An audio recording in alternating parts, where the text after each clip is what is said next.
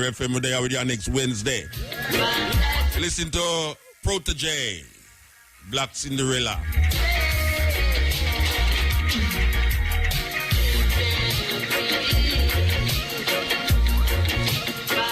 Yes, so we're there again, not everywhere, and we give thanks that we could be here, we could be somewhere else, but we choose to be here. We give thanks to the moment, and we know a whole heap of one really look forward for Wednesday night.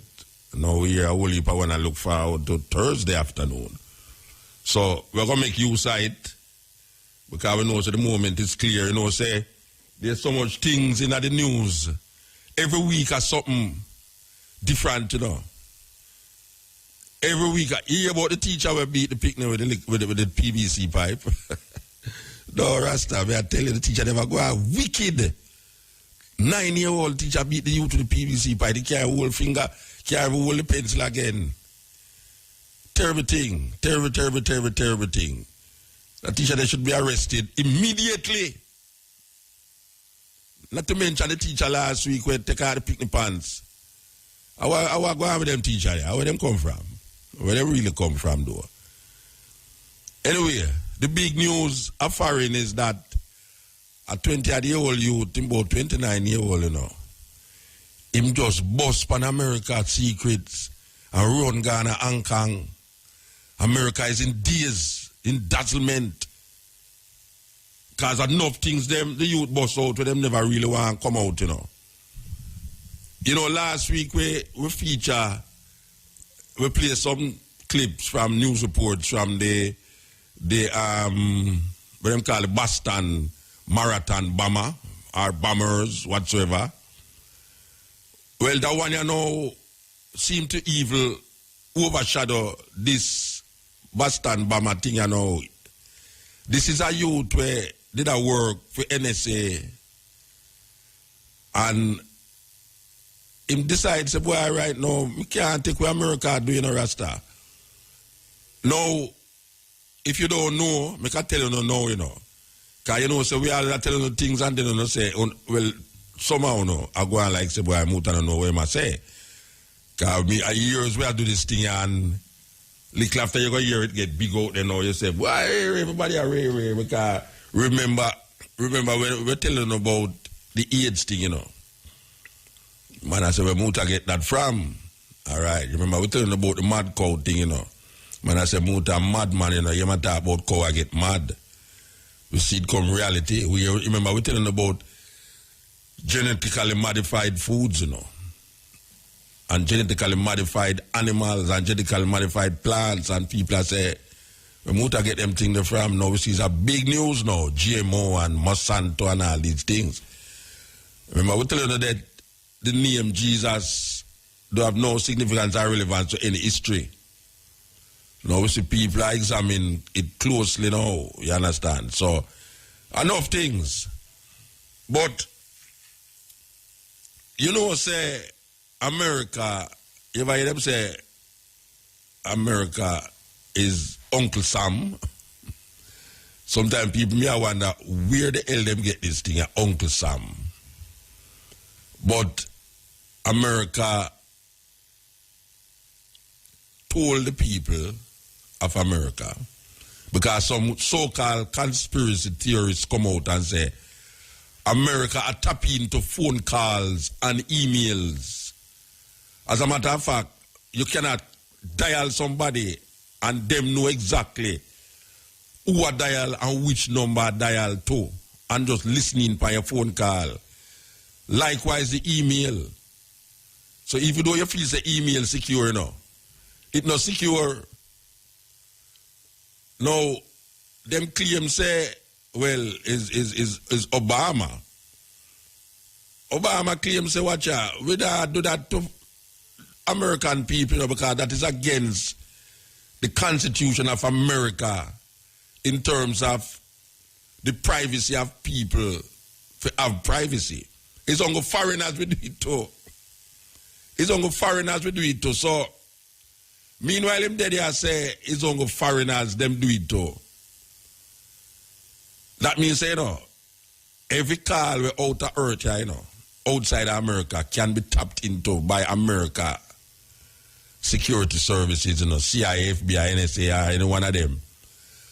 Well, a guy come bust out and I say, but really and truly, you know, say Obama a lie because Obama knows say all the American citizens them are listening to.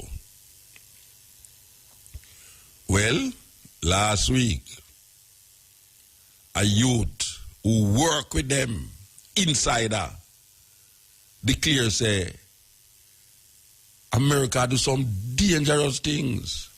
Because we know America do dangerous things for a long time, you know. Just set up all assassinations and murders and destabilize countries. Remember, we play this tape here with Farrakhan. Remember, read out most of the countries where America go in and destabilize them and assassinate all them prime minister, this and put in government where them want put in for be what them call part of the American lackeys or puppets.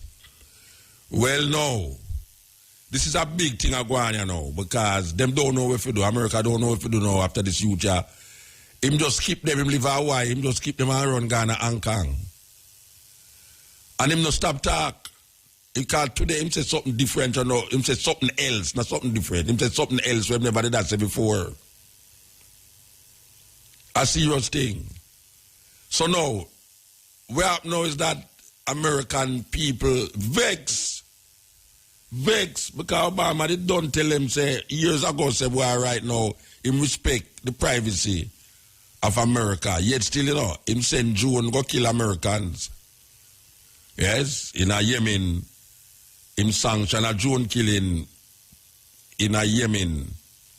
We kill Americans and them want to know if that is constitutional, that we should have sent drone to kill Americans. But them a plan to have drones in America too, to kill Americans. But the big thing is that Obama say one thing and now the youth come say something and them is up and down in Washington, you know, them don't know what to do. Because this youth you know is a problem. It's a big problem.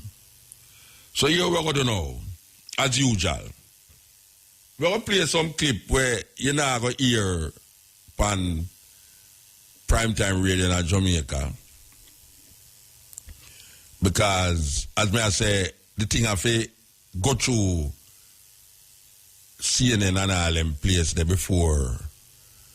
Just like Monsanto, just like Mad Cow, just like AIDS, just like all of them we represent. We're going to present now 3 clips. 3 clips? Yeah, we're going to present 3 clips. One of them is Obama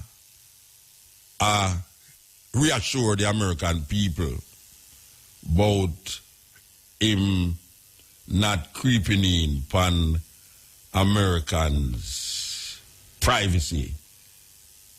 And then we're going to go down the line and play some other ones where the reaction to this man perpetually telling the people them one thing. And now people now is, you have groups of Americans right now in America who was totally Obama. Now them declaring that Obama worse than Bush. No, I don't know it, but we never, watch a man. Me not say you know Rasta because we attack them things from the first time him get elected. And where we are him, so we are say, look here, all the balloon here, all man sing song about this and that and that and that, you know. You see America now, you never talk about a black man be president. America, and me I say that, and maybe all 100 years them do it, you know, but me I say it right now. America will never allow a son of a slave to rule them. What I say?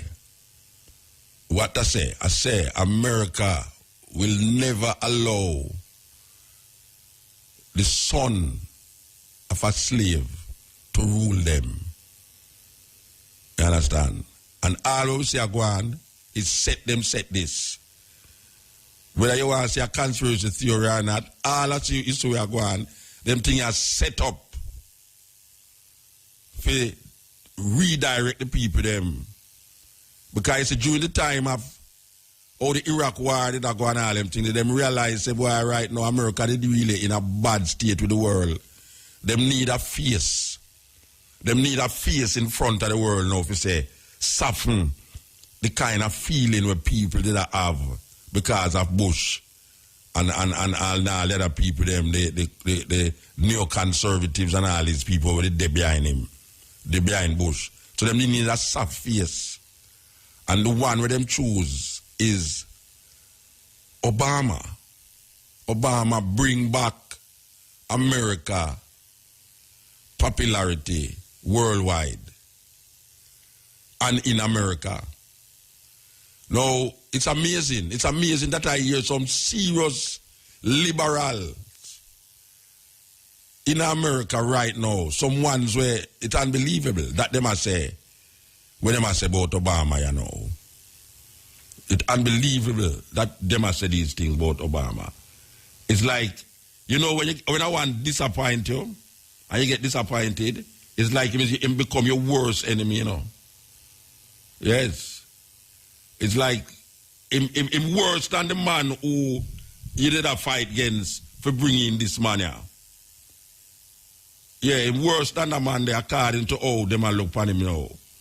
So here we're going to know. We're going to look for this clip here, these clips, and play it for the people. Then meanwhile, we can play this tune here. Read, you know, we want to reflect on something because people seem not to understand how things work certain way, you know. But it's the people them who you call, the people who I call them prophet, like in the Bible now. The prophets them.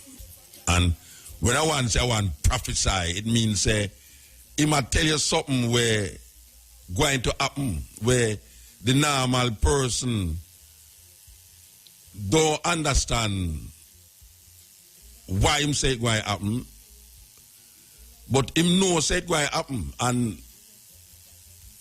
it is given over to some.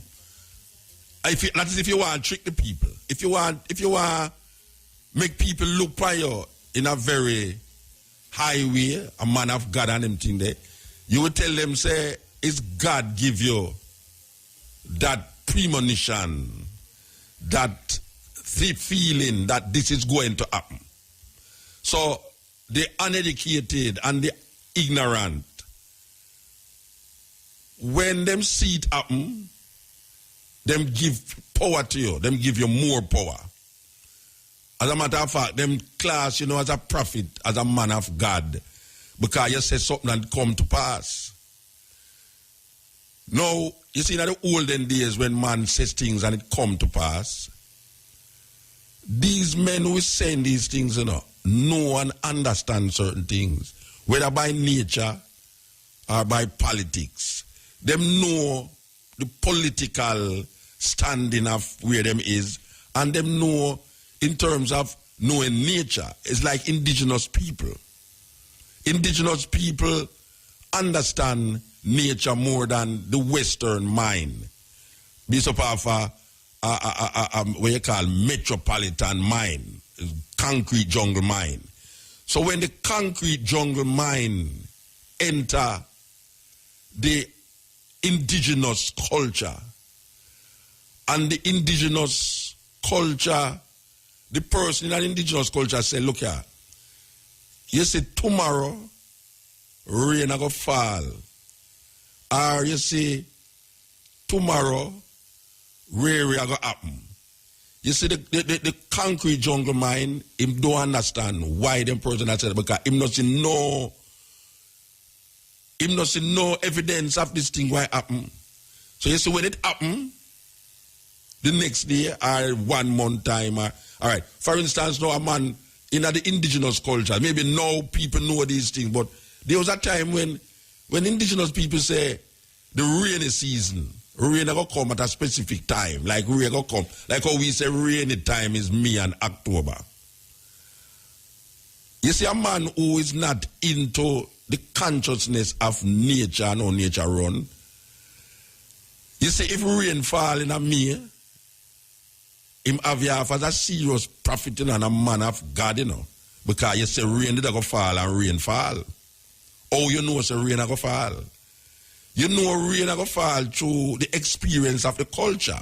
It's the culture that help you to project or analyze what is going to take place down the line.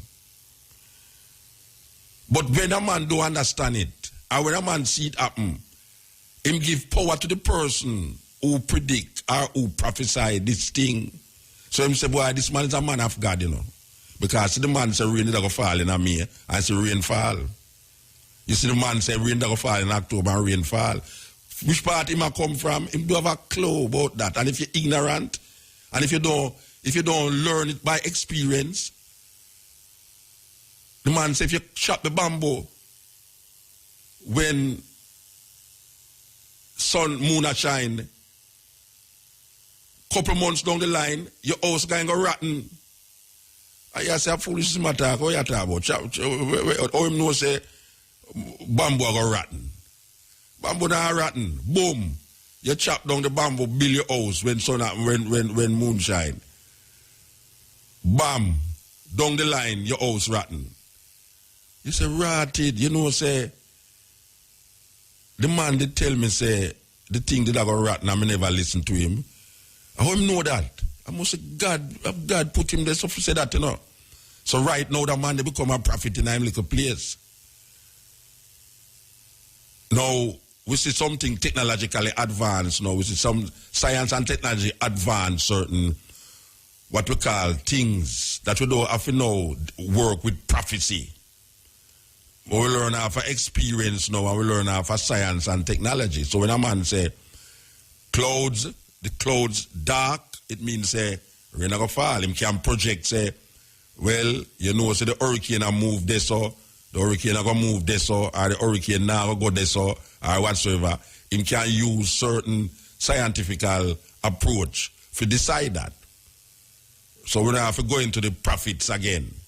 There's no prophets about the place. All the prophet them about the place right now is some ignorant people. Them a work off, but them a work off of the ignorance of the people. You know, see it. Most of them preach away you talk about them is prophet this and prophet that and prophet this and prophet that. It's ignorance. Them a work off. Them work off. Them suck the blood, the thinking of the people them and play upon it. But the supernatural nature or the superstitious nature of the people. So through the people them feel say them have a connection with God. Anytime them say certain things, the people them say, yes, see there, him a the preacher, you know, him know what him a say, him a prophet this and prophet that. Because him can see the future. Him can tell you what going to happen in the future. And many little countrymen can tell you what going to happen in the future. And when I talk about Obia man, now we are dealing with man who have experience of time. Because his age show you that. A little teenager can't know that. A 20-year-old youth can't know that. Because it take a...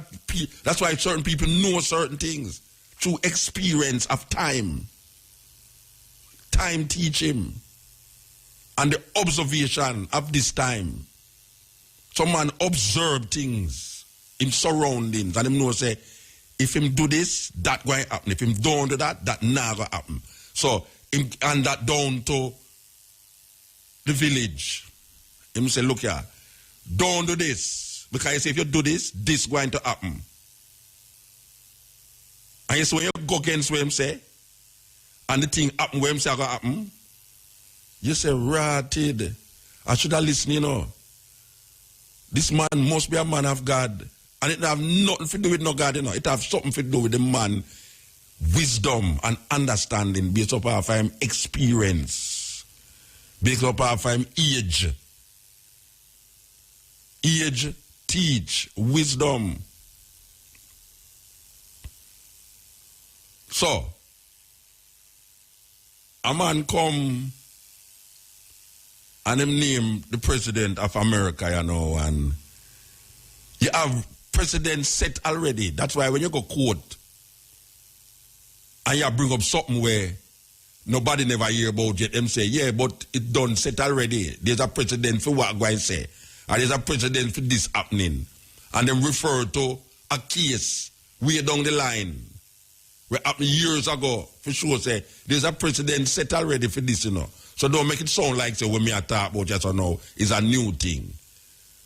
Because me I show you, say, at a court hearing in the year that, one man they do that, and then come up with that, and then say, see there, that is set already. So you use history for base up of your present knowledge or fullness of where you want to bring cross. So history is very important too.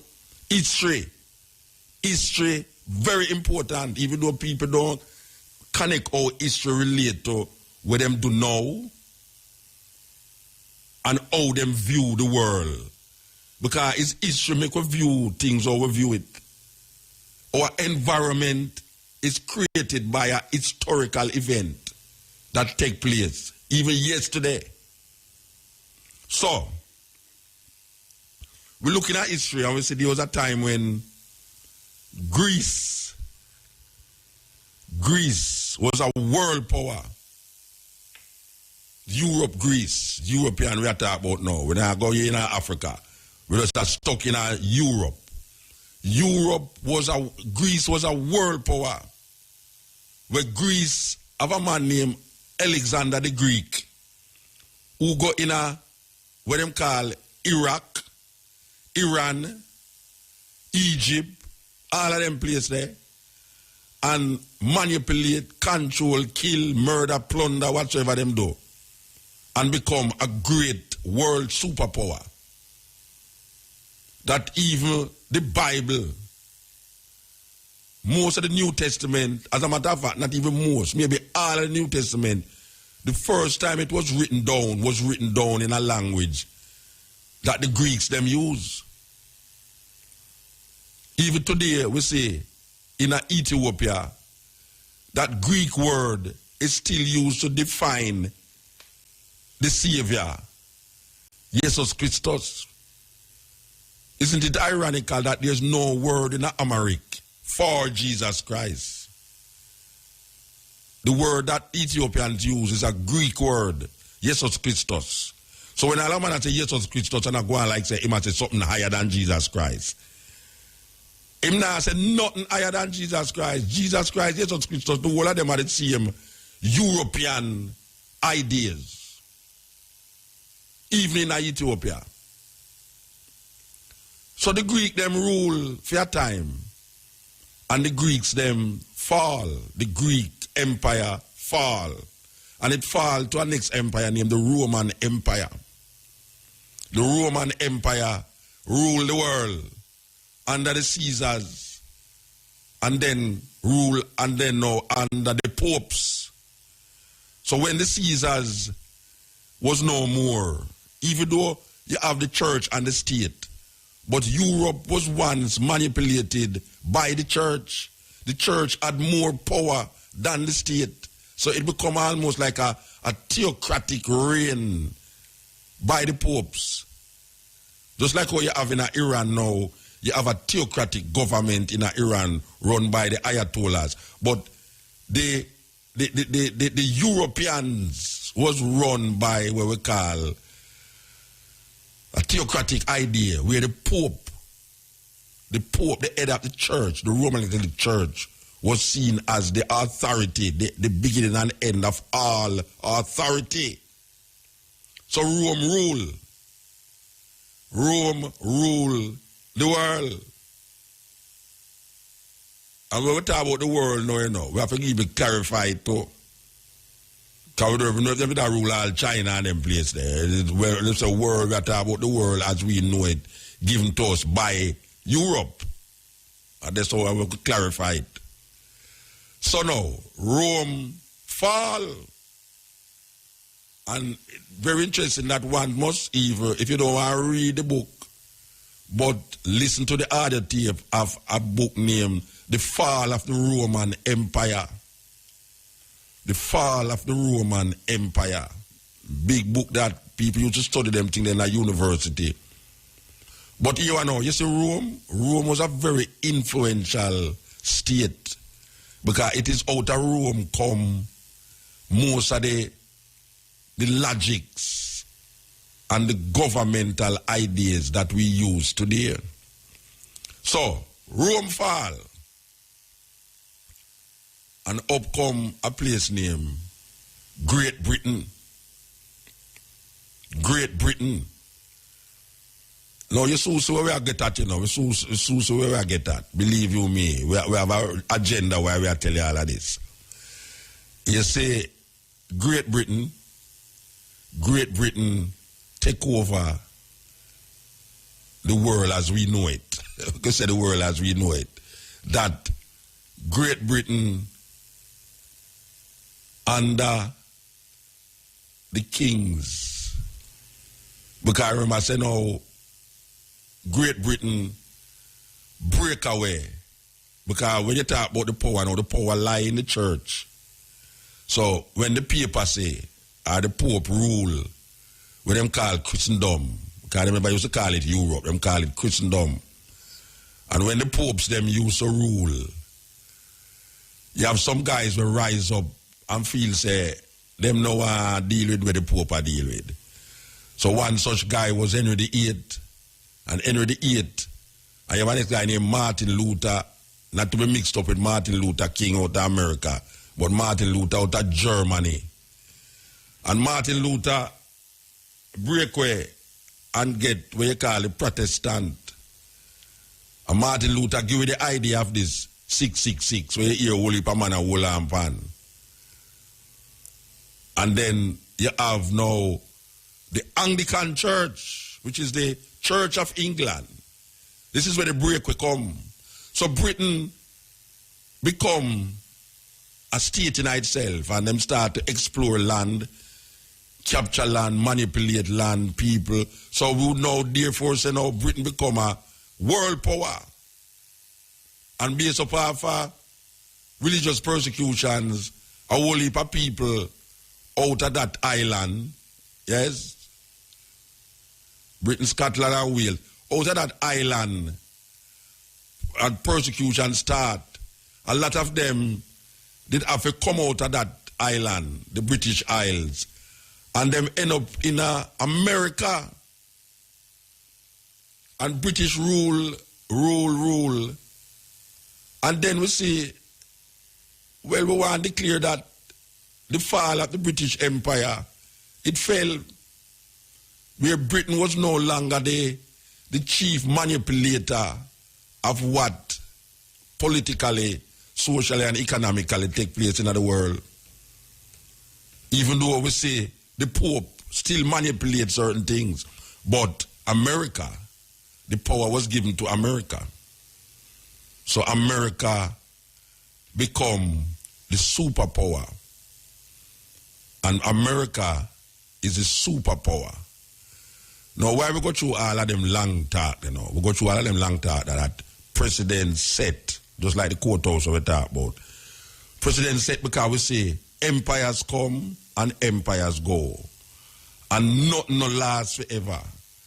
Now, when you look on America now, you know, we not make no prophetical, we not give no prophetical language and argument, you know, we are say, based upon history, America going to go the same way as Britain, as Rome, as Greece, and we could even go further and say Persia, and them way there. It's going to go the same way. No. If you have a precedent set, and you see history, mark it, and you come here so now in the present and don't realize this thing is inevitable, and you keep latching on upon something where you know it's not going to last, then you're going to go down with it. You're going to go down with it, and you can't blame nobody if you go down with it.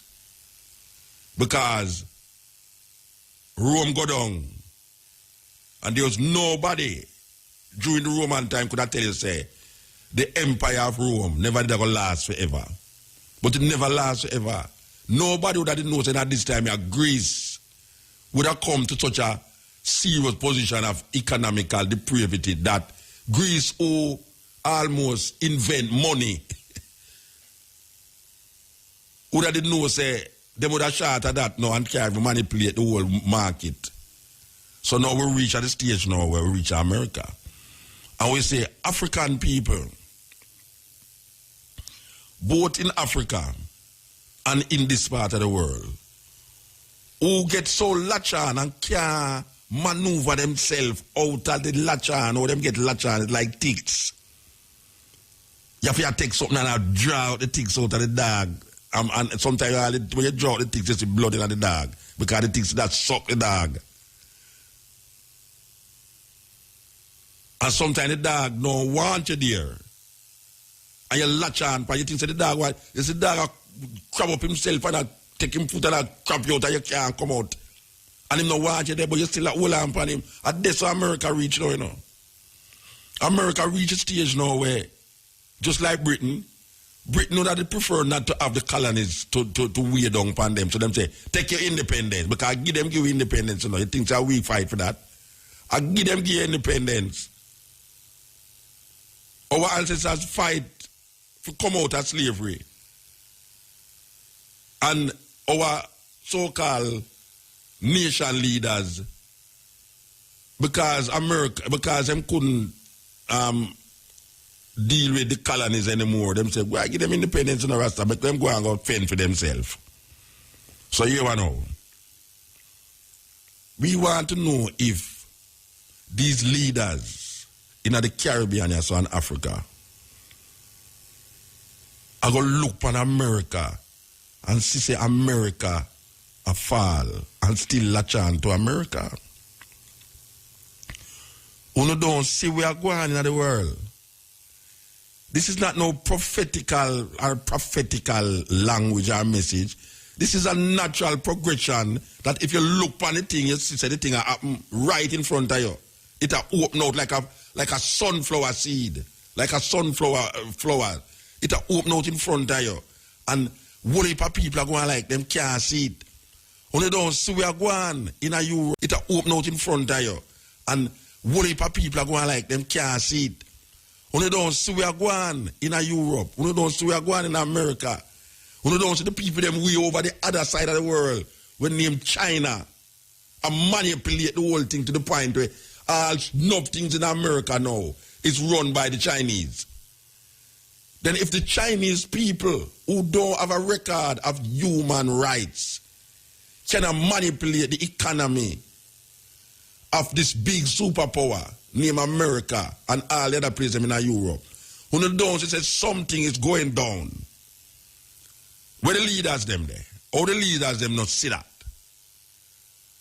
So if the leaders them don't see that, how the people them going to strive because the people them supposed to have the power, you know. But the people them understanding certain things, not going to change the thing. It have to change based upon how the leaders them react to what the people them is dealing with. So if the people them go so boom and say, hey, and the leader say, yeah, hey, but what you know, we have beef to work with it, all right, and we can work with it. Because most of Jamaican people never want Jamaica to go to the IMF, but we never have no choice. I mean, we have a choice, but who are listen? Nobody now listen. Peter Phillips say, I go IMF, you know, business where you want to say. We go IMF. IMF supposed to alleviate certain problems where them did have, which we know say president set with IMF already. We don't look on the places where IMF go into and realize say, oh, we're going to fall for that. We don't know that already. There's no take no rocket scientists to go see that. IMF is not the solution to the Jamaican problem. And when them Ghana help him, them come tell you that too, you know. Because the Prime Minister, they come tell you say IMF is not the solution to the Jamaica problem, you know, but them still go there because them feel say, boy, that can alleviate some of the problems. And look where going now since them go to the IMF. Look how much pronouncements are made by the ministers and this and that and how much cutback and how much this and how much things. This thing is known already. We don't know so them things we go through this already. We go through all of them things already with them. So all we are going like said, it not happened already. It happened already. You must use history for mark where they know. If you not use history for mark where you know, you're going to repeat it. And that the people them do, they might repeat history. Or we keep repeating history over and over and over. Dumb and fool. If we did have something happen already, all we have to do is look away happen already and say we now go that way there. If you keep doing the same thing the same way all the while, you're going to get the same result. It's fool, them people are fool or what? If you do the same thing the same way all the while, you're going to get the same result. And them keep doing the same thing the same way all the while, and all of them feel them now do the same thing. Them are going to say them now do the same thing, and the same thing them do. Some man come out now and him say, boy, Obama, me you say certain things, but guess what? Me work with you. And me know say, won't I tell the people them say, nothing no go so. Nothing no go so. Presume control, you know. Listen to this now. So we're going to play out the first one. Listen to this now. Mr. President, could you please react to the reports of secret government surveillance of phones and internet? And can you also assure Americans that the government, your government, doesn't have some massive secret database of all their personal online information and activities? Yeah. When I came into this office, I made two commitments that are more important than any commitment I make. Number one, to keep the American people safe. And number two, to uphold the Constitution. And that includes what I consider to be a constitutional right to privacy and an observance of civil liberties. Now, the programs that have been discussed over the last couple of days in the press are secret in the sense that they're classified, but they're not secret in the sense that when it comes to telephone calls, every member of Congress has been briefed on this program. With respect to all these programs, the relevant intelligence committees are fully briefed on these programs. These are programs that have been authorized by broad bipartisan majorities repeatedly since 2006. And so I think at the outset it's important to understand that your duly elected representatives have been consistently informed on exactly what we're doing. Now, let me take the two issues separately. When it comes to telephone calls, nobody is listening to your telephone calls. That's not what this program's about. As was indicated, what the intelligence community is doing is looking at phone numbers and durations of calls. They are not looking at people's names, and they're not looking at content. But by sifting through this so-called metadata, they may identify potential leads with respect to folks who might engage in terrorism. If these folks, if the intelligence community then actually wants to listen to a phone call, they've got to go back to a federal judge, just like they would in a criminal investigation. So I want to be very clear. Some of the hype that we've been hearing over the last day or so, nobody's listening to the content of people's phone calls. This program, by the way, is fully overseen not just by Congress, but by the FISA court, a court specially put together to evaluate classified programs to make sure that the executive branch or government generally is not abusing them and that it's being carried out consistent with the Constitution and rule of law. And so not only does that court authorize the initial gathering of data, but I want to repeat, if anybody in government wanted to go further than just that top-line data and wanted to, for example, listen to Jackie Combs' phone call, they'd have to go back to a federal judge and indicate why, in fact, they were doing further further probing. Now, with respect to the internet and emails, this does not apply to U.S. citizens, and it does not apply to people living in the United States. And again, in this instance, not only is Congress fully apprised of it, but what is also true is that the FISA court has to authorize it.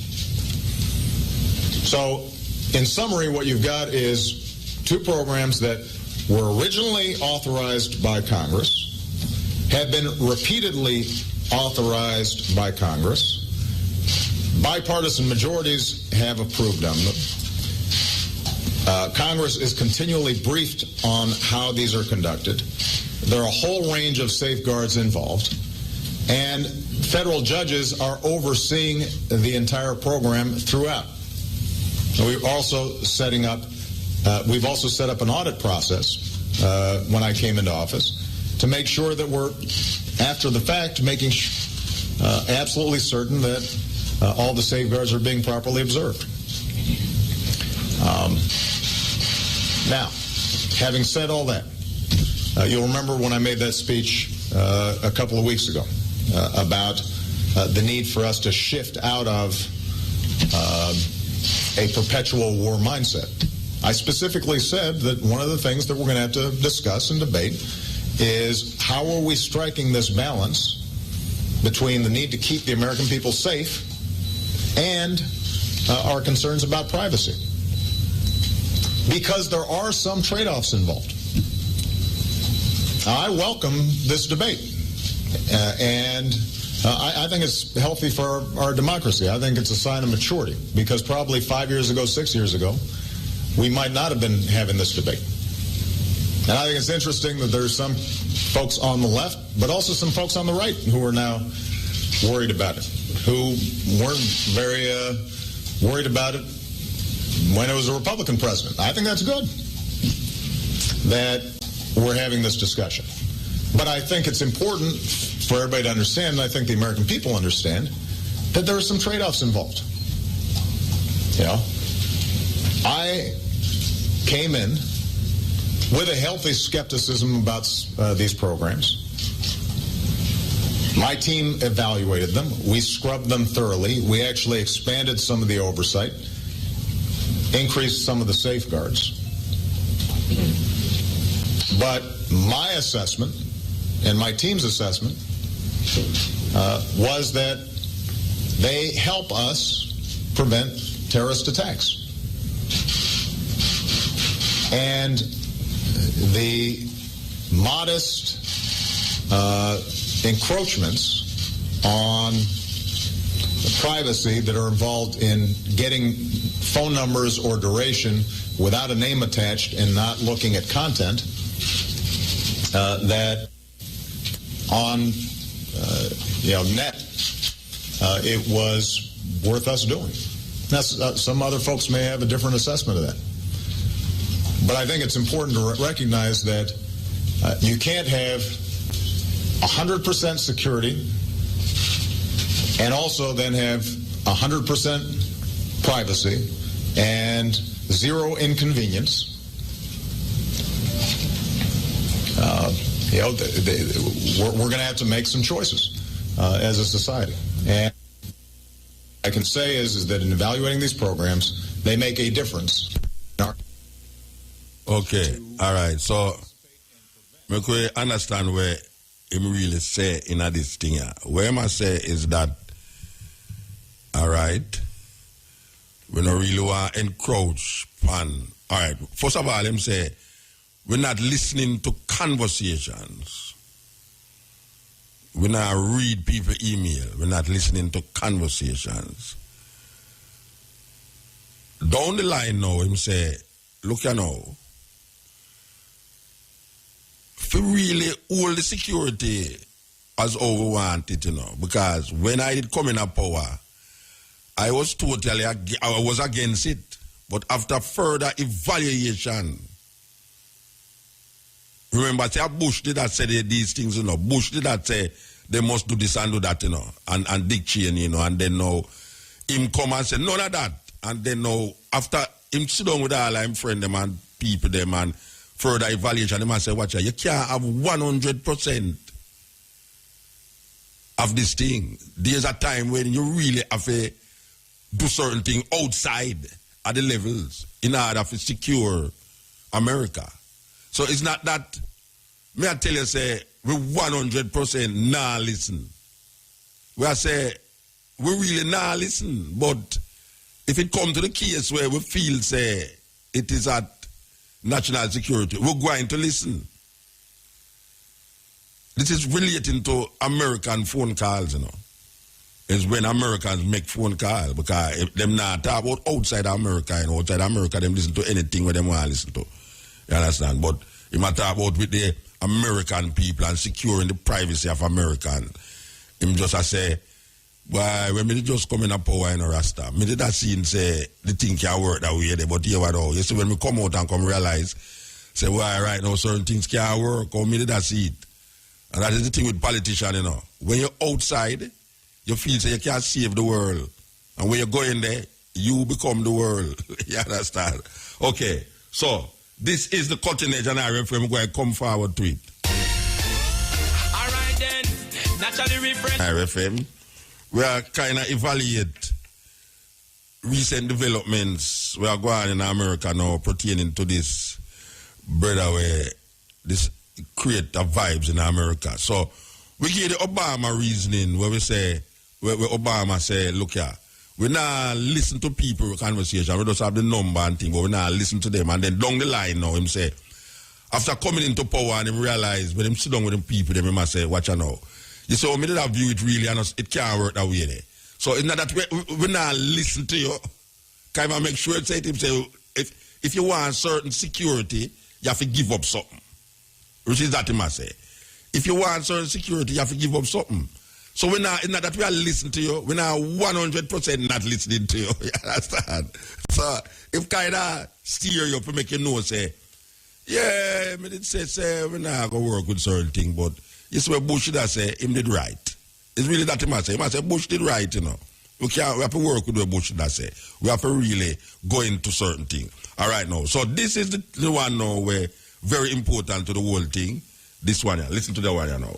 My guest today is William Binney, a whistleblower, former National Security Agency official. He was one of the first to reveal the agency's massive domestic spying program. Mr. Binney revealed that NSA sought and received access to telecommunications companies' domestic and international billing records, that it has intercepted somewhere between 15 to 20 trillion communications. Mr. Binney also claims that in order to cover its warrantless surveillance, the agency concealed it under the patriotic-sounding name Terrorist Surveillance Program. Mr. Binney, thank you so much for coming. In light of the Petraeus/Allen scandal, while the public is so focused on the details of their family drama, one may argue that the real scandal in this whole story is the power, the reach of the surveillance state. I mean, if we take General Allen, thousands of his personal emails have been sifted through, private correspondence. I mean, it's not like any of those men was planning an attack on America. Does this scandal prove the notion that there is no such thing as privacy in a surveillance state? Well, yes, that's what I've been basically saying for quite some time, is that the FBI has access to the data collected, which is basically the emails of virtually everybody in the country, and the FBI has access to it. All the congressional members are on this surveillance too. It's not, no one's excluded. They're all included. So yes, this can happen to anyone if they become a target for whatever reason. If they are targeted by the government can go in, or the FBI or other agencies of the government can go into that database, pull all that data they've collected on them over the years, and reanalyze it all. So retroactively analyze everything they've done over the last 10 years at least. And it's not just about those who could be planning, who could be a threat to national security, but also those who could be just... It's everybody. The NARIS device simply takes in the entire line, so it takes all the data. In fact, they advertise. The way they advertise, they can process the lines at session rates, which means 10 gigabit lines. That's the nearest, not the STA6400, but I forget the name of it. There's another device that they have that does that, but it does it at 10 gigabits. 10 gigabits. That's why they're building Bluffdale, because they have to have more storage because they can't figure out what's important, so they're just storing everything there. So all that email is going to be stored there for the future, but right now it's stored in different places around the country. But it is being collected and FBI has access to it. You mean it's being collected in bulk without even requesting the providers? And then what about Google, releasing this biannual transparency report and saying that the government's demands for personal data is at an all-time high, and for all of those requests in the U.S., Google says they complied with the government's demands 90% of the time. But they're still saying that they're making the requests. It's not like it's all being funneled into that storage. What do you say to that? Well, I would assume that that's just simply another source of the same data they're already collecting. Mark Klein, in his declarations in the court about the AT&T facility in San Francisco, documented the NSA room inside that AT&T facility where they had NARIS devices to collect data off the fiber optic lines inside the United States. So that's kind of a powerful device that would collect everything that was being sent. It could collect on the order of over 100 billion 1,000 character emails a day. One device. So that gives you an idea of the magnitude of the kind of collection that's going on. Well, you're saying they sift through, those are billions of emails. Yep. I wonder, how do they prioritize? I mean, is it like foreign nationals first? How do they prioritize? How do they filter it? I don't think first of all, I don't think there's any filtering. They're just going to store it all, okay? So then it's just a matter of selecting it when you want it. So if they wanted to target you, they would take your attributes and go into that database and pull out all your data. That's what I was going to ask. Are they reading my Gmail? I should say there is no Afghanistan general in my mailbox. Do you think now that I said that, they will stop looking into my mailbox? I don't think that would make any difference, no. If they had you on the target list, you're on the list. So. Were you on the target list? I'm sure. I believe I've been on it for quite a few years, yeah. So I keep telling them everything I think of them in my email, so that when they read it, they'll understand what I think of them.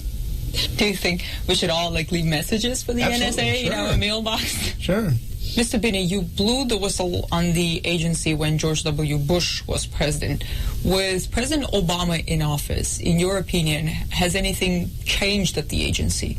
In the surveillance program, in what direction is this administration taking program? The change is that it's getting worse. They're doing more. That's why he is supporting the building of the Bluffdale facility, which is over $2 billion they're spending on storage alone of data.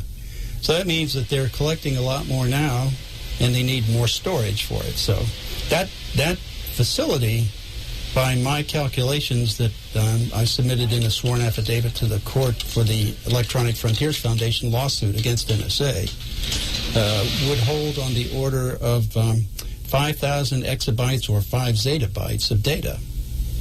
Just that current storage capacity that's being advertised on the web that you can buy currently.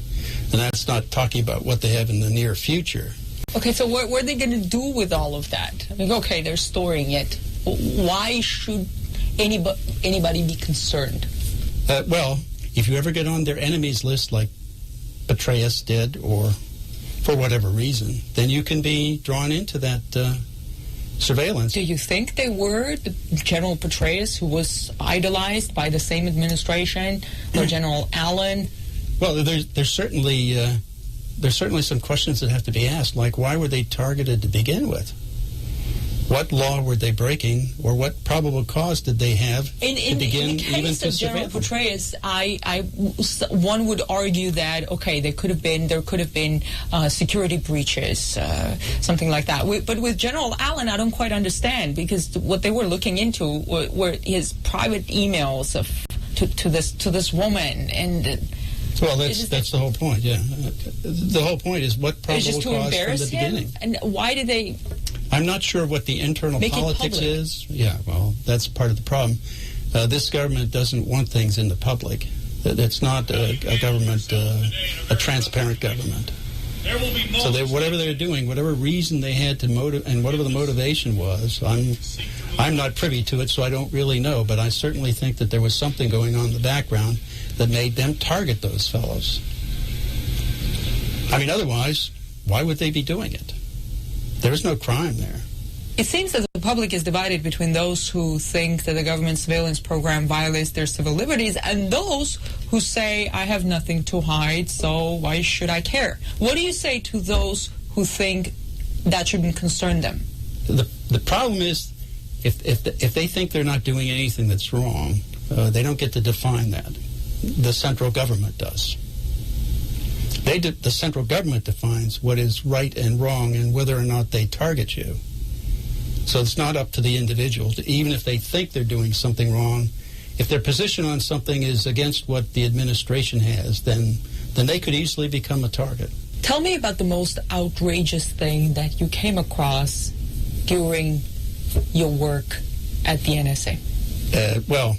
The violations of the Constitution and any number of laws that existed at the time. That was the part that I could not be associated with. That's why I left there. They were building social networks on who was communicating and with whom inside this country, so that your entire social network of everybody, of every U.S. citizen, was being compiled over time. So they're taking, from one company alone, roughly 320 million records a day.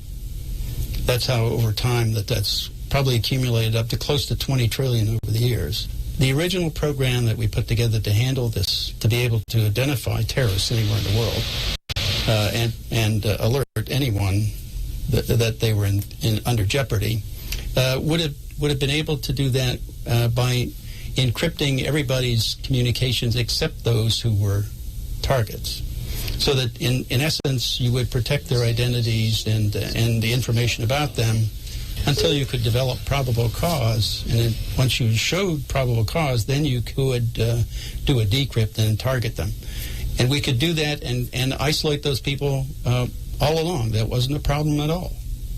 There was no difficulty in that. But it sounds very difficult and very complicated. Easier to take everything in and... No, it's easier to use the graphing techniques, if you will, of relationships for the world to filter out data, so you don't have to handle all that data, and it doesn't burden you with a lot more information to look at than you really need to solve the problem. So, do you think that the agency doesn't have the filters now? No. You have received the Callaway Award for civic courage. I congratulate you for that. Thank you. On the website, in the press release, it says it is awarded to those who stand up for constitutional rights and American values at great risk to their personal and professional lives. Under the Code of Spy Ethics, I don't know if there is such a thing. I assume, well, not. Your former colleagues, they probably look upon you as a traitor. How do you look back at them? Oh, that's pretty easy. They're violating the foundation of this entire country, of what our entire foundation, of why this entire government was formed. It's founded with the Constitution and the rights given to the people in the country under that Constitution. They're in violation of that. And under Executive Order 13526, Section 1.7, governing classification, you cannot classify information that just to cover up a crime, which this is. And that was signed by President Obama. Also, President Bush signed an earlier executive order, a very similar one. If any of this comes into the Supreme Court and they rule it unconstitutional, then the entire house of cards of the government falls. What are the chances of that? What are the odds? Well, the government's doing the best they can to try to keep it out of court. And, of course, we're trying to do the best we can to get into court. So we just thought it deserves a ruling from the Supreme Court, ultimately. The court is supposed to protect the Constitution. All these all these people in government take an oath to defend the Constitution, and they're not living up to their oath of office. REFM, thought-provoking, always smoking, lyrics like a bazooka. You are listening to Mutabaruka.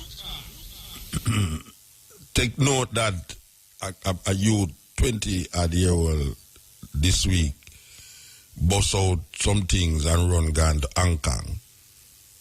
Even more than where the man there say.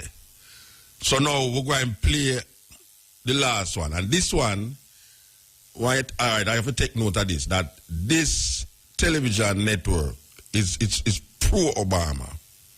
And when I say pro-Obama, then pro-Obama like how Fox is anti-Obama. The brethren we talk on this program here, since I have listened to him over the years, I have never heard him say anything terrible about Obama until now. So you must know how the thing get. Listen to this. Welcome to the Young Turks' huge news day, and one that is disastrous for the Obama administration. No, not politically. This is when it comes to what he's actually doing. He's going to have backup for a lot of this from Republicans and Democrats, but the reality is, as they say in Game of Thrones, winter is coming, right? Well, Big Brother is coming, and he's here, and his name is Barack Obama. Here is the guy who promised us that we were going to get change.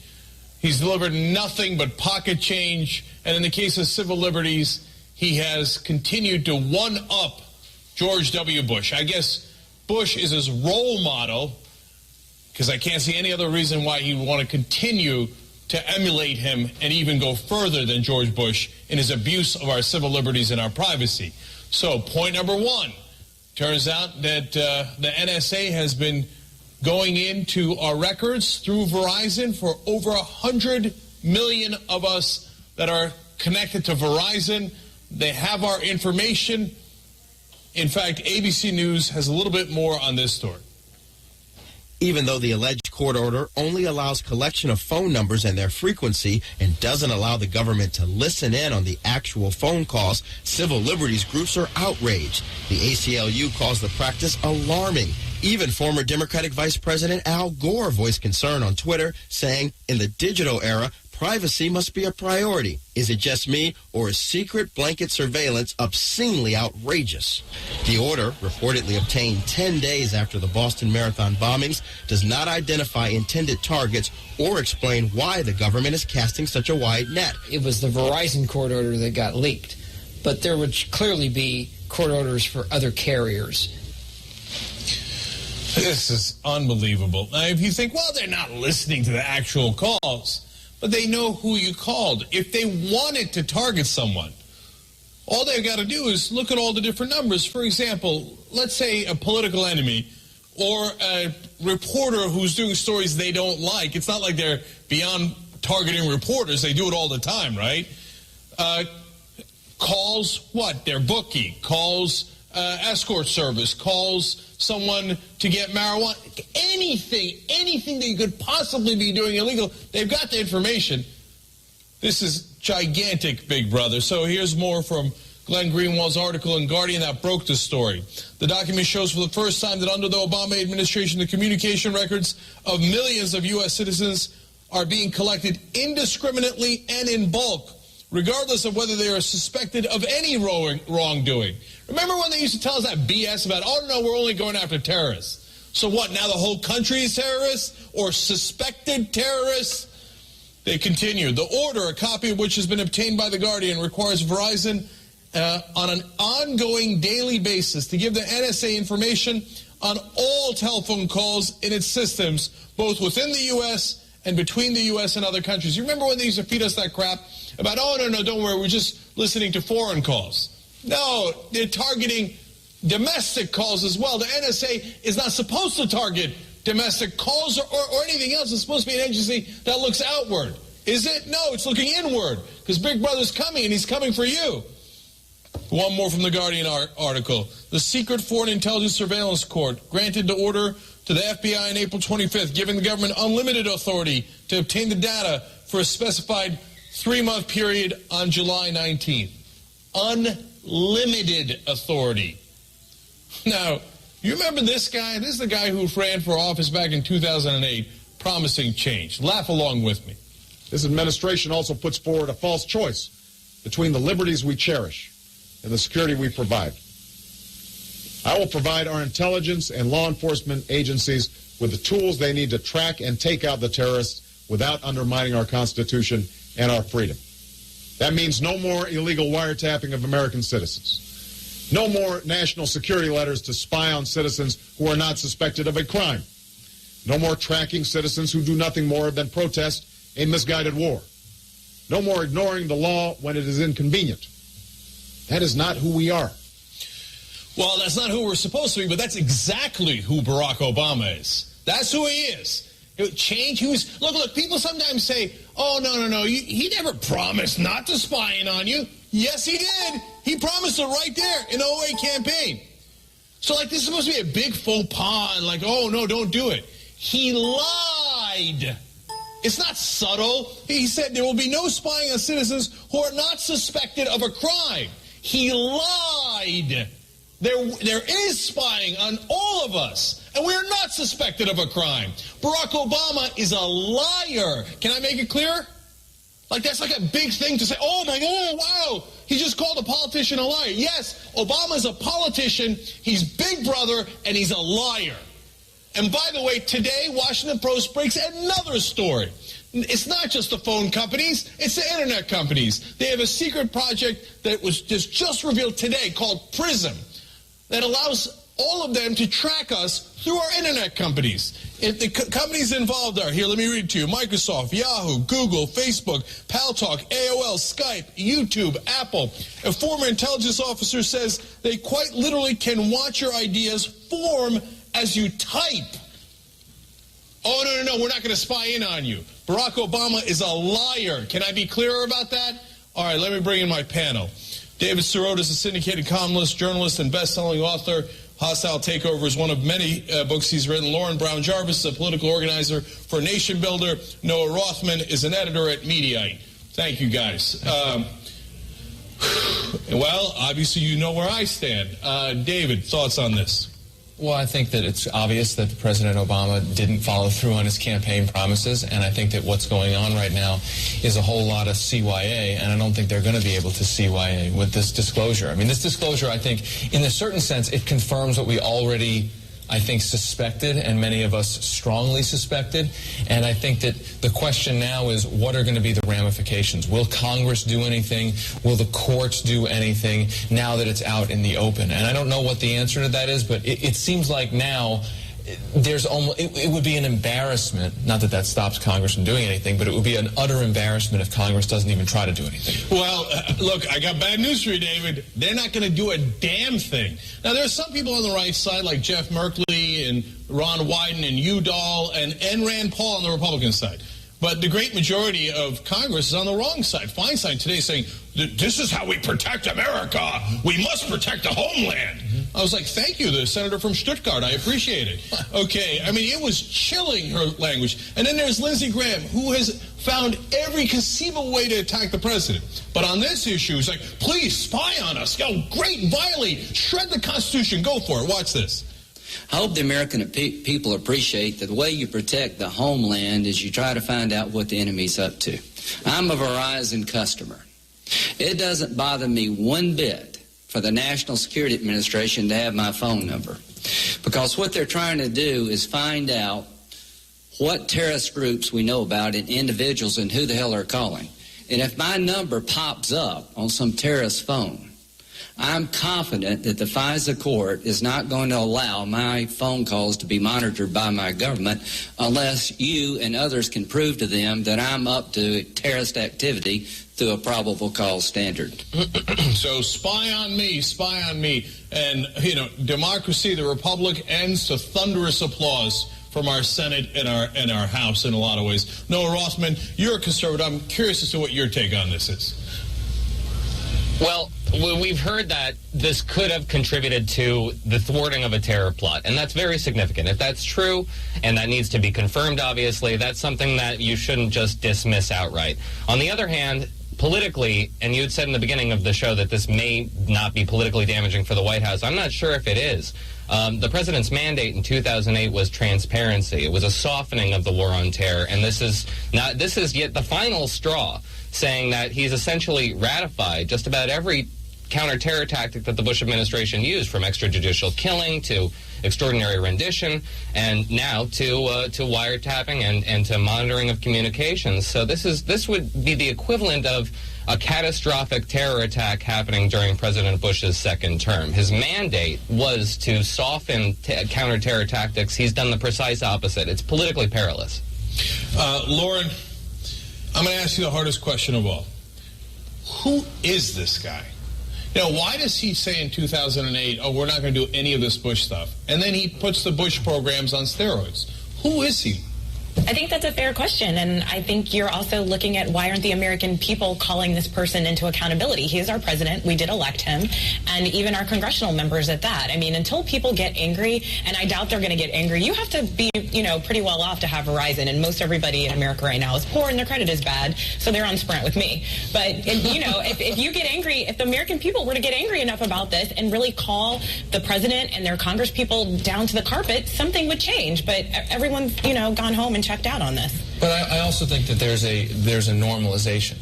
That the reason why the public may not necessarily respond in the way that, for instance, I think the public should respond is there is a kind of, well, I already knew that factor. Well, I already suspected that. Even if it wasn't explicitly news, I'm already expecting that the NSA is looking at Facebook, looking at AOL, looking at those communications, that the NSA is looking at Verizon records. So what's really scary and I think sad is that under the Obama administration, he has not only embraced Bush policies, he has overseen a normalization of now what are transpartisan policies to the point where they're part of the fabric of our expectations and our assumptions about our politics.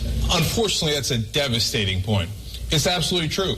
President Obama took what he said was going to be, these Bush policies that were exceptional and wrong and radical. That's what he campaigned on in 2008. Remember the giant signs that said, change, change. And he did the exact opposite. Instead of change, he brought continuity. And, sometimes you say, all right, well, look, instead of warrantless spying, I'll get a warrant to do of basically 300 million people. Because, Lauren, I got news for you. They're also looking into Sprint. Okay? We just happen to have a document on Verizon. People really start to think about the fact your phone is your most personal device. And right now it's the location of the call and maybe who you called. But that could easily expand to what pictures did you take? Mm-hmm. Who did you send a tweet to? So when people really start to think about how this program could expand and what that could mean for just personal privacy rights, then we'll see a change. Then they'll call this president into accountability.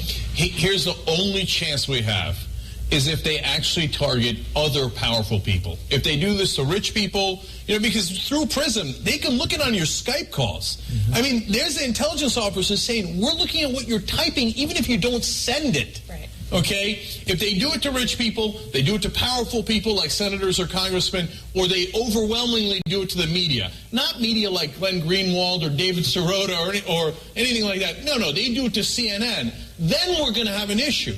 Otherwise, they can do it to us all day long, and the powerful all agree we should have no rights. Mm-hmm. No, it's a terrible day for the Obama administration. And I know they're cavalier about it, and they love to, punch progressives and kick them and call them names and then, be proud of being right-wing and, oh, yeah, I can out-Bush Bush. And they think that's such a brilliant move in Washington. But I got news for you. One day when you lose your base and the right wing continues to attack you viciously and overwhelmingly on stuff that isn't even true. They don't attack on this stuff. They attack on nonsense. Well, then you got nobody to back you up. So, okay, you're all right today. Come back and talk to me 2 years from now when you've devastated your base and the right wing is still attacking. Let's see what happens then. Because then it becomes personal for Obama because his glory would be in danger. Then that'll be an interesting moment. Look, on this show, we try to bring you the truth no matter how sometimes ugly it is, and sometimes it's wonderful, okay? R.E.F.M. Thought-provoking, always smoking, lyrics like a bazooka. You are listening to Mutabaruka.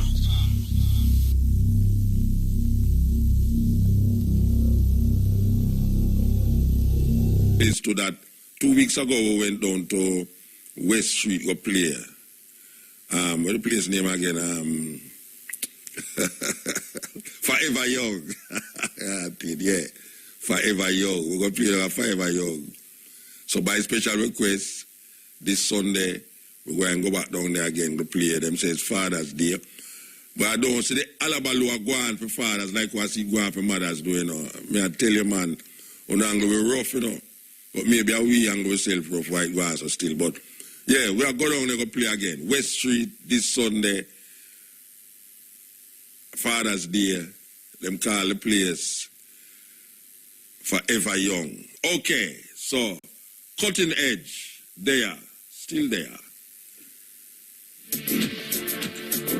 Cutting Edge, you think so easy? You know, easy. Last night we go with a double launch of 2 CD, them way there, and we have a tune we have played with this brother named Willie Williams from a longer while. The same bridge give Gideon time. We have a brand new CD, so we want to introduce one and tune them to the people. Them. Well, we'll introduce one from a longer while, but this is the one we want to play from that CD. Brand new CD, Willie Williams. And then, man, believe you me, say you have, well, not that it make any difference to the liberty of a one still, but you have a whole heap of youth out there who are Rasta whenever no know name Leonard or really. Believe you me. And them not take no time to really go find out neither. No. Wear the locks, have them little bikini beard, shave up on them thing there. But them do, if you say Leonard Owell to them ask you who name so. And guess what? Information they forget, Information that they forget. All you have to do one click for your computer and you find out exactly where you're going. But they have ones where them just dead there. Them just dead there. Brand new tune from a man called Sly, Robbie. Yes, we're there with you. Sly and Robbie coming through. This tune is called The Belly Dancer.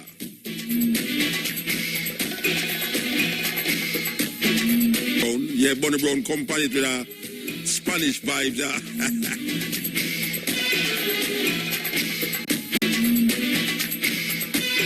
But this is the latest with Sly and Robbie, latest music. Yes, and we love Sly and Robbie because they maintain a thing from them time until now.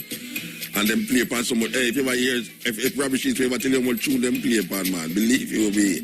We don't know how he know or how he remember, but if Robbie Sheets ever tell you what tune them play upon, man, me I tell you about your drop dog. So, continue with Sly and Robbie, Carnation Market. Whole heap of people are contemplate. Well, in Jamaica, them have a group of ones where say them is, what them call them, 80s. Yes, I remember his name again. A long time ago, he had boy accused me of being an 80s. Just because all me reason about when me accept is not how him say a one who believe in a God supposed to reason. And my thinking is that I don't believe in the concept of God that was taught to me as a child growing up. That concept I wipe out of my brains as my reality. Yet still I hear people mention it and talk about it and all these things, but I don't accept it, you understand? So when you don't accept for them things now, them find another name for you understand? Because you say born supernatural. And we do say it's a supernatural thing that will create the problem right now and the people them psyche. Yeah man. Supernatural thing create the problem in the people them psyche. Them don't understand that most of the things them emanate from them human beings, good and bad, flourish because of the existence of the human beings. Outsider human beings, there's no good and bad. You understand? A tree where rotten is not a bad tree. An apple where rotten is not a bad apple. Is man decide that in his own little thinking. But the apple tree bear apple and some drop off and get rotten. The apple tree now consider good apple and bad apple. Good apple only relate to if I can, as a human being, can eat that one day, is a good apple. And if I can't eat that one day, is a bad apple. Worm in a mango, full up the mango, make the mango a bad mango. But the mango when I have no worm in it is a good mango. But it only good because I realize I can eat it without damn worm. Some people lock off light and just name the mango same way and nobody check for the worm. So the idea of God and devil as it relates to how I grew up is not something that I subscribe to. I don't subscribe to no God according to how it was taught to me, and devil according to how it was taught to me, because I know, say, for years people are talking about these two entities, or two things, or two somebody, and it perpetuates itself in them psyche that it still exists even though they want to get rid of it. The devil is something where Christians construct, and they want to try to get rid of it, and it can't get rid of it, and yet it creates so much devastation in them life, and them not to say, really and truly, them for just get rid of it. And the only way you can get rid of it is take it out of your mind. But them have some people set up on the pulpit and say, is that him want to do? Him want to deceive you by saying him not exist. Why should the devil exist and want to deceive you say him not exist? The devil wants you to know say him exist. And the only existence him have is in the human psyche, the human brains. It find it hard to accept that kind of thinking there because people want to stuck in a them little thinking where them grow up in a. The only devil where exists is where humans create. There's no devil outside of the human psyche, none.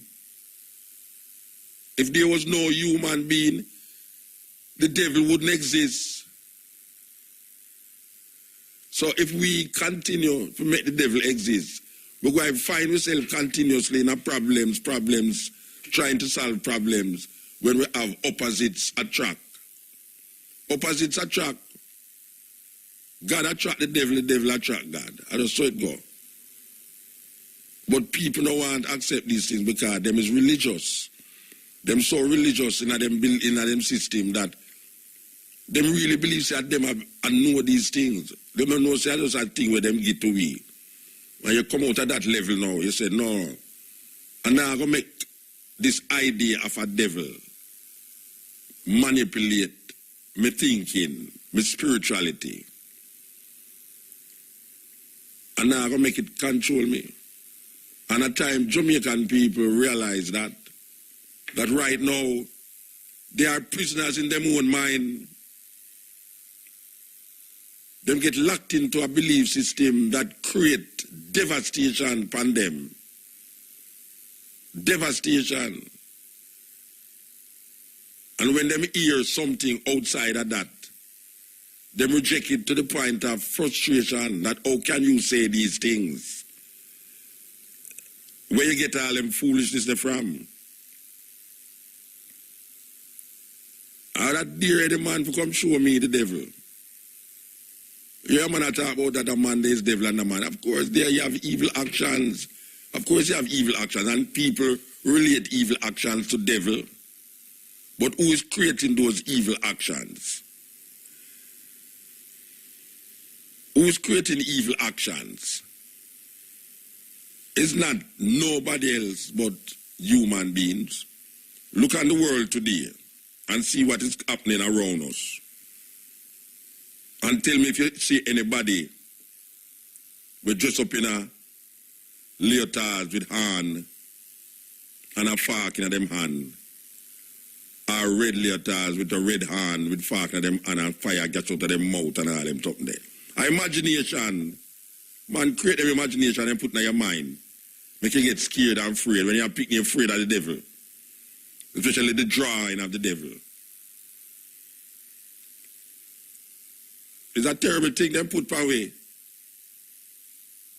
Terrible thing. We're afraid of the devil, but we're not afraid of the actions that we manifest against each other. We don't want to accept, say, it's we are perpetuate evil against one another. And it has nothing to do with an entity that named the devil. The devil is a human construct. It don't have nothing to do with reality outside a human being. Nothing. A human being, a man, create the devil. If there was no man, there wouldn't be no devil. So we have to wipe with this argument and this thinking. We continuously perpetuate this stupidness about devil. Devil where? Where is the devil? Bring him to me. I give him phone number, make a call him. When a man say, why the devil in him? The devil in him.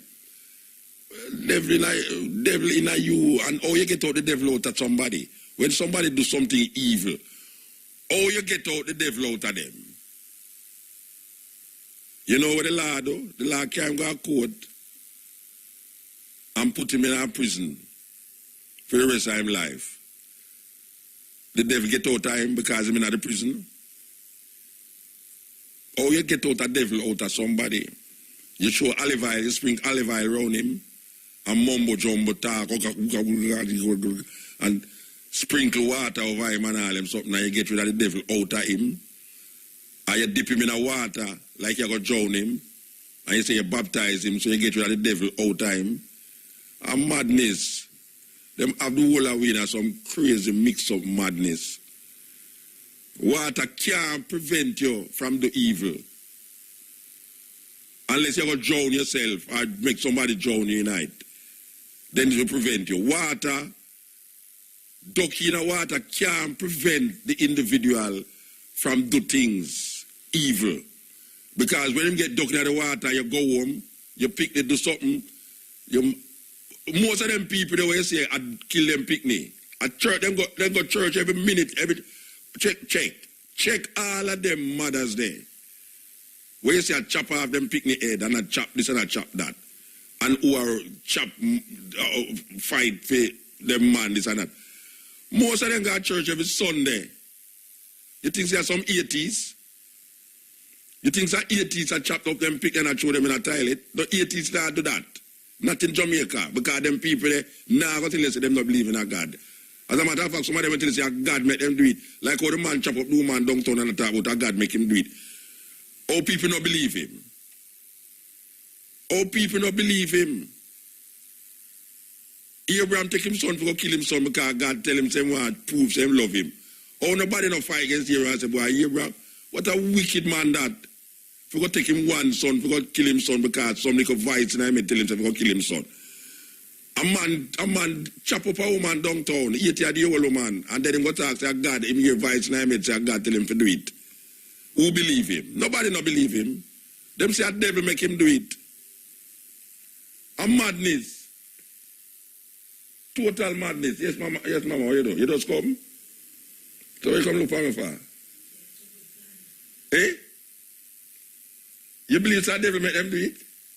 No, you will believe anything, you know. You will believe anything. You believe that devil make people do everything. If we come out there now, come to you say, the devil make me come out there. You see, the devil make you come in here, you know. And I will make you come in here. You shake your head. The devil make you shake your head. No, me I say, people don't want to take responsibility for the wickedness where them are do. And people look on people evil and say, are the devil in him? Or you get out the devil out of somebody. Preacher mix up whole heap of violent things sprinkle around you and talk some word and get out of you, Satan. Out of you. Come out, Satan. Come out. You think that can't get out any evil out of somebody? I want to go with them foolishness there. I want to think, hey, watch out, modern time now, you know. Modern time. People forget modern right now. Them think there's some whole time, whole woman with sit down on veranda and have nothing to do. With them, your grandfather dead, and them alone tongue widow, and them sit down on them thing and conjure up all sort of thing. Look here, man. Get with it, man. This is a real thing we are work with here so now. Whole heap of things are going on in Jamaican society, and the people them who do it profess them belief in a Jesus. The people them who do it go to church. The people them who city we claim to them dopey in the house down at St. Elizabeth. A pure church people them go to church every Sunday. Our church people believe in a devil so. A pure devil them I deal with. Cause that me say, devil control them. And them I blame the devil. When they just carry the devil go to court. Carry the devil go to court. Make them try him and lock him up. You say that you're locking up the man who chop up the person. Lock up the person who caused the man to chop up the person. Then you who have no other body a chop up people. Because the same person cause everybody to chop up one another. The devil. The same person. The one in St. Elizabeth, the devil make him chop up the one. The one in Portland, the devil make him do it. The one in St. Mary, the devil. So the devil keep going from one parish to the next parish, making people do things. And police need to lock up the devil Rasta. The devil is creating so much devastation and nobody can catch him. How come nobody can catch him? Him just jumping at one somebody body so, make somebody chop up them picnic. Then him just left the body there and jumping at the next body and chop up the next picnic. And then everybody now blame the person who physically do the thing. They must blame what is inside of that person that do the thing. And people say the devil. Jamaican people, wake up, man. Wake up. The devil is a, what we call it now, a scapegoat. Do not use the devil as scapegoat. There's no such thing. That is guiding, no. Wicked actions do wicked things. And it emanates from the human being. Human being that do it. And no dip in the water can prevent that. Because when you go home and certain things reach in your house, you can't find food for your picnic, you can't find your man, you hear say your man gone in the next house with the next woman and all them something, and you go down and catch him with the woman, you catch him picnic and chop up the picnic, and feel say the man will come back to you. A devil make you do that? The woman where the teacher will lick the picnic, the 9-year-old youth, the teacher beat the 9-year-old youth with a PVC pipe. When you look at the picnic and the picnic can't hold a pencil, who makes you do that? Them woman, they forget, the police, that teacher, they forget arrested immediately. So how the devil coming at that? How the devil coming at that? And they blame the devil too much. Maybe the devil do every day at Jamaica. Maybe the devil do every day, I know. I go to China, the devil there. We don't know. I'll some in the Eskimo land. Maybe I'll find the North Pole, the devil there. I want to run down for the devil so much and bring him come to Jamaica. Look how much church there at Jamaica. Look how much church there at Jamaica. And Jamaica is the 5th murder capital in the world. Little island like Jamaica, Rasta. Look how much big country there in the world. And Jamaica, of all the countries, Jamaica has the number 5 murder capital, meaning say more people get murdered in a Jamaica than the 6th country, 7th country, or the 8th country. Big countries. Now have so much murder per 100, per 1,000, per 100,000. And look how much church we have. So we're there. All them olive oil, they wanna give me the olive oil, make me cook with it, man. What that 2 olive oil pack? Who that waste the olive oil, Rasta? You not throw olive oil and not sprinkle olive oil around people and not dip them in the water every Sunday about to not save people. Save way. Jamaican people, water can't save you nowadays, you know. Water, the only thing can save, water can only save you when you drink it. Because a little more in October when the flood start come now wash away. Poor people house get washed away. Rich people house don't get washed away.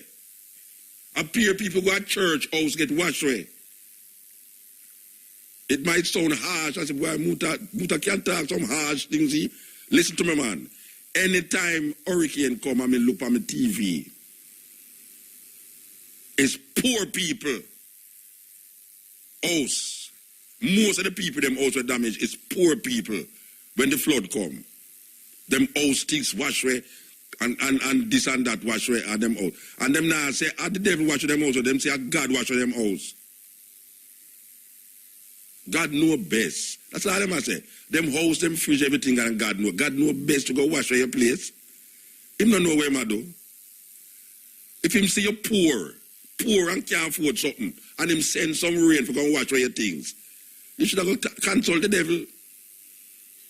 You should have go tell the devil, say, devil, boy, I tell you, I worship God for much years now, and I look him come bring rain and wash my clothes. Because maybe the devil wouldn't do that. Maybe the devil will just make you chop off somebody's neck. What kind of confusion?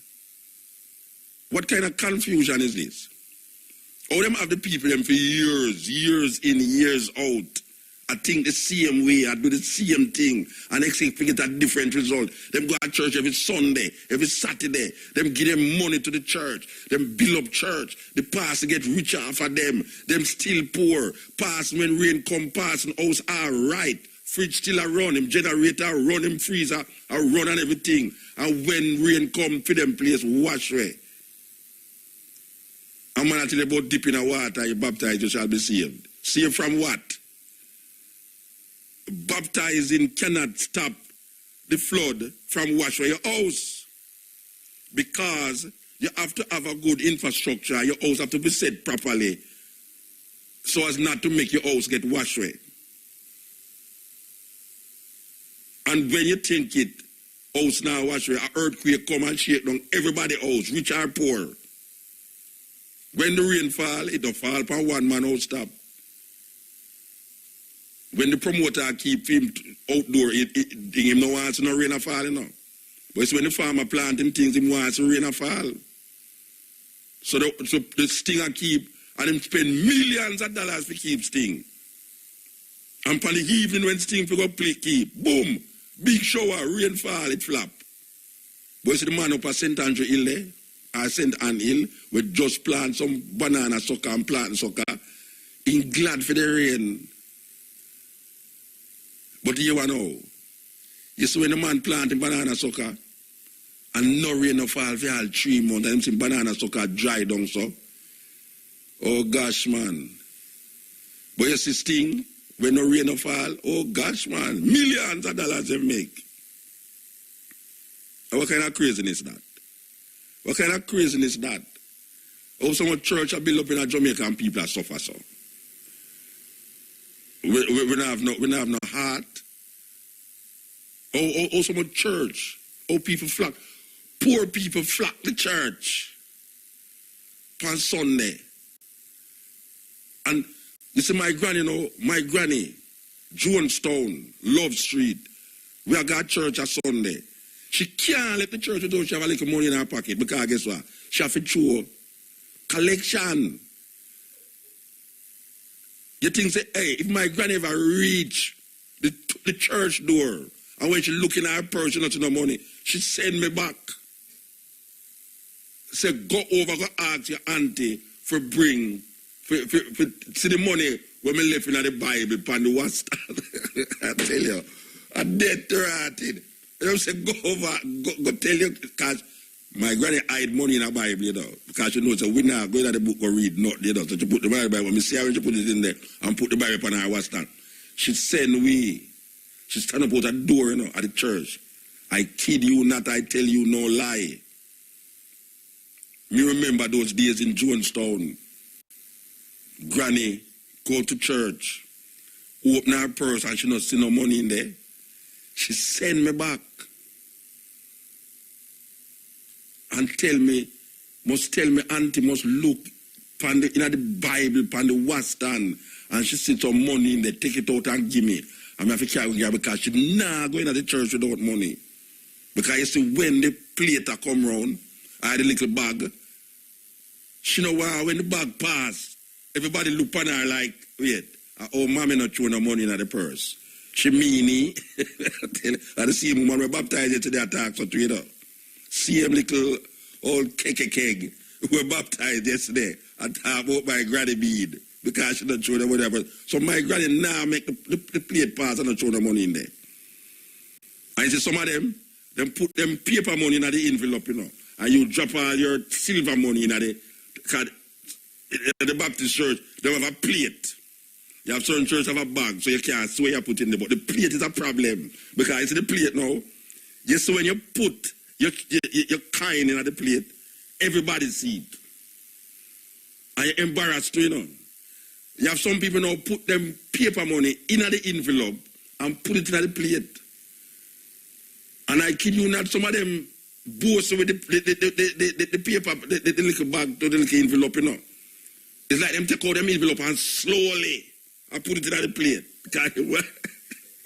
That's why everybody should say, see there, is an envelope and put at the plate, you know. You with your little shilling. You understand?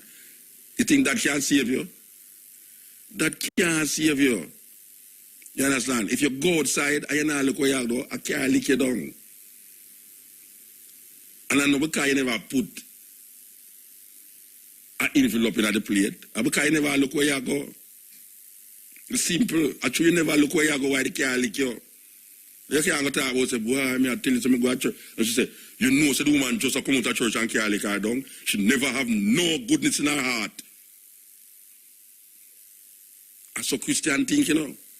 Lightning lick them, say, yeah, man. See, the lightning lick the boy, man. A wicked man, wicked. Them not think how the lightning lick you, from lightning lick you, a wicked, you wicked. Can't lick you down now, and a wicked, you wicked, you know.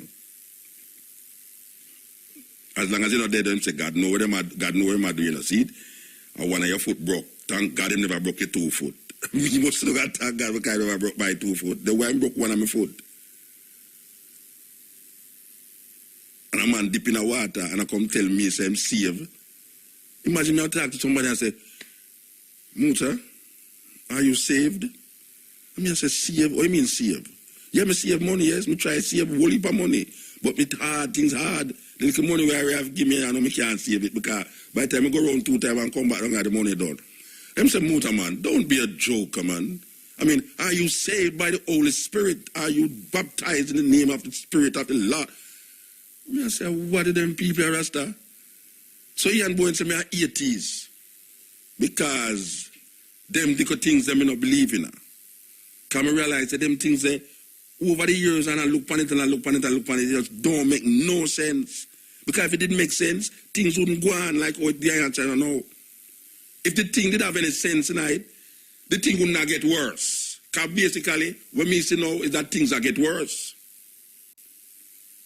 Some people say, well, you don't know, say it's judgment time coming, revelation is being fulfilled. All them things them tell you, you know. So you must justify we can call it worseness of what is happening now by saying it's revelation time. The thing will get worse, you know. And we said, then revelation will tell you that already, so things will get worse and then they'll get better because we shall all be raptured up in the sky and 144,000 will be taken and all these things. What kind of madness is this? How them get if you sit down year in, year out and accept these craziness? How them get if you don't even think? Don't even realize, say, but who put the devil in my head, Rasta? Who tell me, say, the wickedness we are going are because of the devil. And it's not because of man. A man I do it. Especially man, you know. Nowadays we see a whole woman I do some wicked things, you know, me I tell you.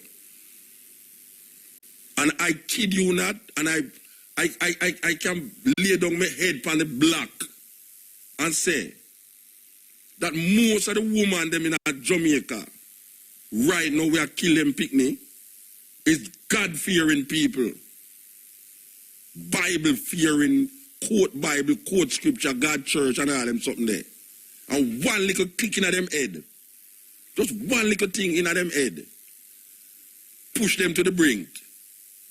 And then you hear people say, well, you know, say, the devil just take her over, so. The devil just take her over.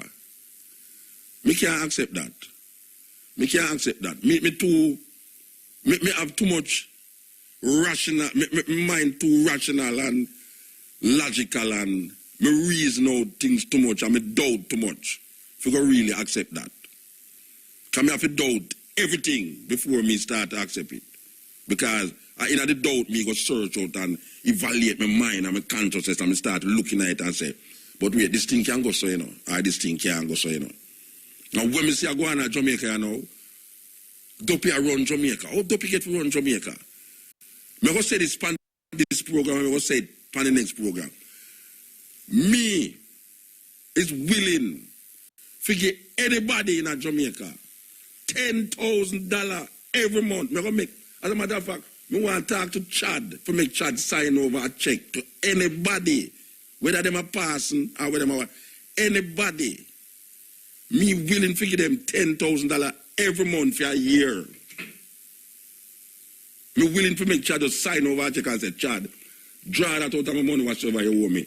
$10,000 for any person who can come inside of the studio here. And conjure up a dopey to me.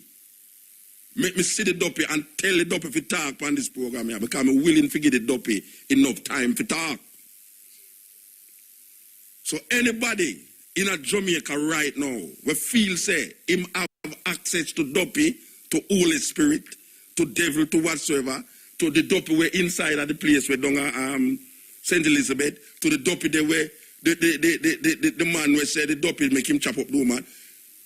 $10,000, me personally, give you every month if you come inside of the studio yourself and conjure up that dopey inside us. So me personally talk to the dopey. Me not about you and your thinking in your head, where you can think in your head. Me not about where you're thinking in your head and tell me say the dopey say. Me want to communicate with the dopey, communicate with the Holy Spirit. And don't feel say me not going to believe, you know. Because me no want to lose $10,000 every month, but me willing to do that.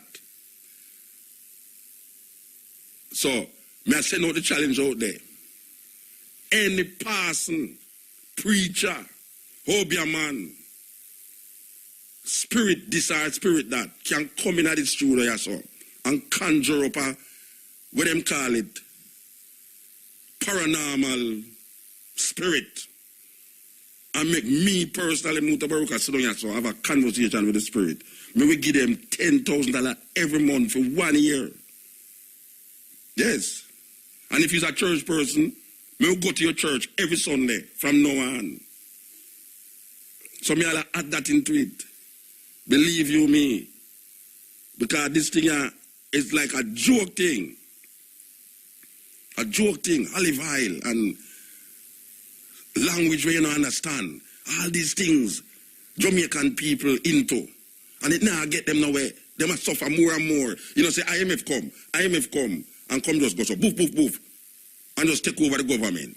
It's the government now, minister this and that. So how come we are praying so much and the thing will get worse?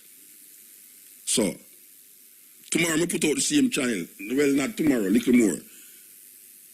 I put out that challenge to anyone out there who can come in at the studio and conjure up what we call paranormal activity and make me personally experience it inside us, so that me can sit down here so now and reason with that spirit that Jamaica can hear. I am willing to sacrifice the little gas money where IRFM give me every month for 1 year. This is the cutting edge on IRFM. Folks, welcome to another edition of Questions Protestants Can't Answer. Today's question is, who wrote the Gospel of Mark? And how do you know? I'm John Martinoni, president and founder of the Bible Christian Society, and today's question is focused on the idea of sola scriptura, which is Latin for the Bible alone, or the Bible only, which is one of the fundamental pillars of most of Protestantism, that we can know all we need to know about our Christian faith and about Christian morals by simply picking up the Bible and reading. So this question, who wrote the book of Mark, is a very important question, because what it does is, if all I need to know about Christianity I get from the Bible, if the Bible is my sole authority in matters of faith and morals, which it is for most Protestants, how can they answer that question? Because nowhere in the Bible does it tell us who wrote the book of Mark. This thing right here at the beginning of the Gospel of Mark in Scripture that says the Gospel according to Mark, that's not inspired Scripture. That's put in there by the publisher of the Bible. We don't have any originals from Mark that say, I, Mark, wrote this Gospel, or that say the Gospel according to Mark. So again, if you go by the Bible alone, how do you know that Mark wrote Mark? That somebody named Mark even wrote Mark? And how do you know that that Mark was inspired? Where in the Bible does it tell you who wrote the Gospel of Mark, so that you may trust that it is inspired Scripture?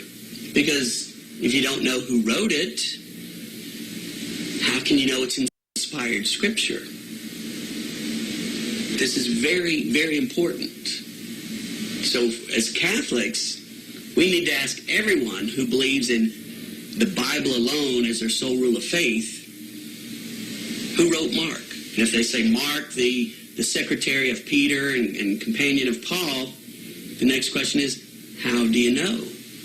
Because I read Mark and there's nothing here that says, I, Mark, companion of Peter and Paul, wrote this gospel. Nothing in Luke that tells me, nothing in Paul's letters that tells me who wrote the Gospel of Mark. So what authority are you relying on? It's not the Scriptures to know who wrote Mark. So again, the question is, who wrote the Gospel of Mark, and how do you know? Think about it. Pray about it. That's it for now, but be sure to check out all of the... Always smoking. Lyrics like a bazooka. You are listening to Mutabaruka. Continent with Mutabaruka. We are listening to our laments. You know here. Continent. The end. 12 months. If anybody can come inside of the studio yourself and conjure up one of those spirits and make me and them have a reasoning in the studio, yeah. Believe you me, because me want to believe it. Me want to believe it, you know. Me want to believe it, yes. But as me say, me's like a Thomas. Me's like a Thomas, you know. And we all know the story about Thomas. When, according to the Bible, Jesus come in the room and Thomas I said, but what you talking about? The man dead. And the man say, Thomas, your eyes see me, but guess what now? Take your finger and push it on me and mingle. Give me a piece of bread and make me eat it and see what happens. And you say, nobody no powerful like Thomas. None of the disciples them. You ever read the book of Thomas? People that don't even know the Bible, but you have a book named the Book of Thomas, you know. Yes, you have a book named the Book of Thomas. The same Thomas, what them call Doubtful Thomas. And the most powerful disciple of them all. So may I tell you, me's like the Thomas. Me want to believe, but you know, you see evidence, and that we are work with. So conjure up the person in the studio and make me and them have a conversation on this microphone here. And I kid you not, I'm not kidding it. $10,000 for 12 months.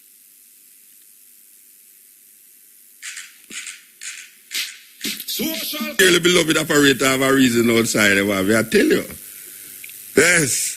And the only time she listen to Coach Edge, you know, anytime we come up with them arguments, if me not talk about this, she finds something to do on her computer. It's almost like a masochistic kind of thinking. Understand? Anyway. Catch my breath. I catch my breath. I run coming now. For catch this. Catch my breath. Yes, Rasta. To the brethren at Jabu says that what would he do if them come take Mama Africa, if them try come take Mama Africa right now, is that a guan, you know. There's so much European in Africa right now buying out land and doing this and doing that. It would appear that them really want to take Mama Africa from we again. So we don't know what Jabooks are going to do about it. As a matter of fact, not even what Jabooks are going to do about it, what the whole of we are going to do about it.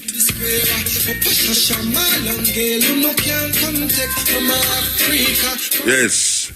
Rasta. Yeah, blessed. I love him, dear. Loving. Rasta, I love you, dear. Rough. I forward for the one there, Rasta. Eh? I forward for the one there. You know, so me have a next one, yeah? Me have a next one, too, you know? Yeah, I know, I love it, dear. It's rough, don't it? I don't want to hear it. I don't want to hear it. Yeah, man. You serious? Serious, Rasta. It's strong, yeah. You wanna laugh to that. I love it, yeah. You wanna laugh. So, I say, I'm going to look for that one this time. No, enough time I play it, Rasta. Enough time I play it, man. Yeah? Yeah, man, enough time I play it. Well, because that more time I'm sleep, yeah, you know? sleep, yeah, sleep. Yeah. So you say you want to hear it that again? one just strong, Rasta. You want to hear it again? Yeah, man. All right, sir. I remember that. Yeah. Social commentary. The thing I want to call about, though, I listen to the news. I'm hear Mr. Twitter say, him not hire no more teachers.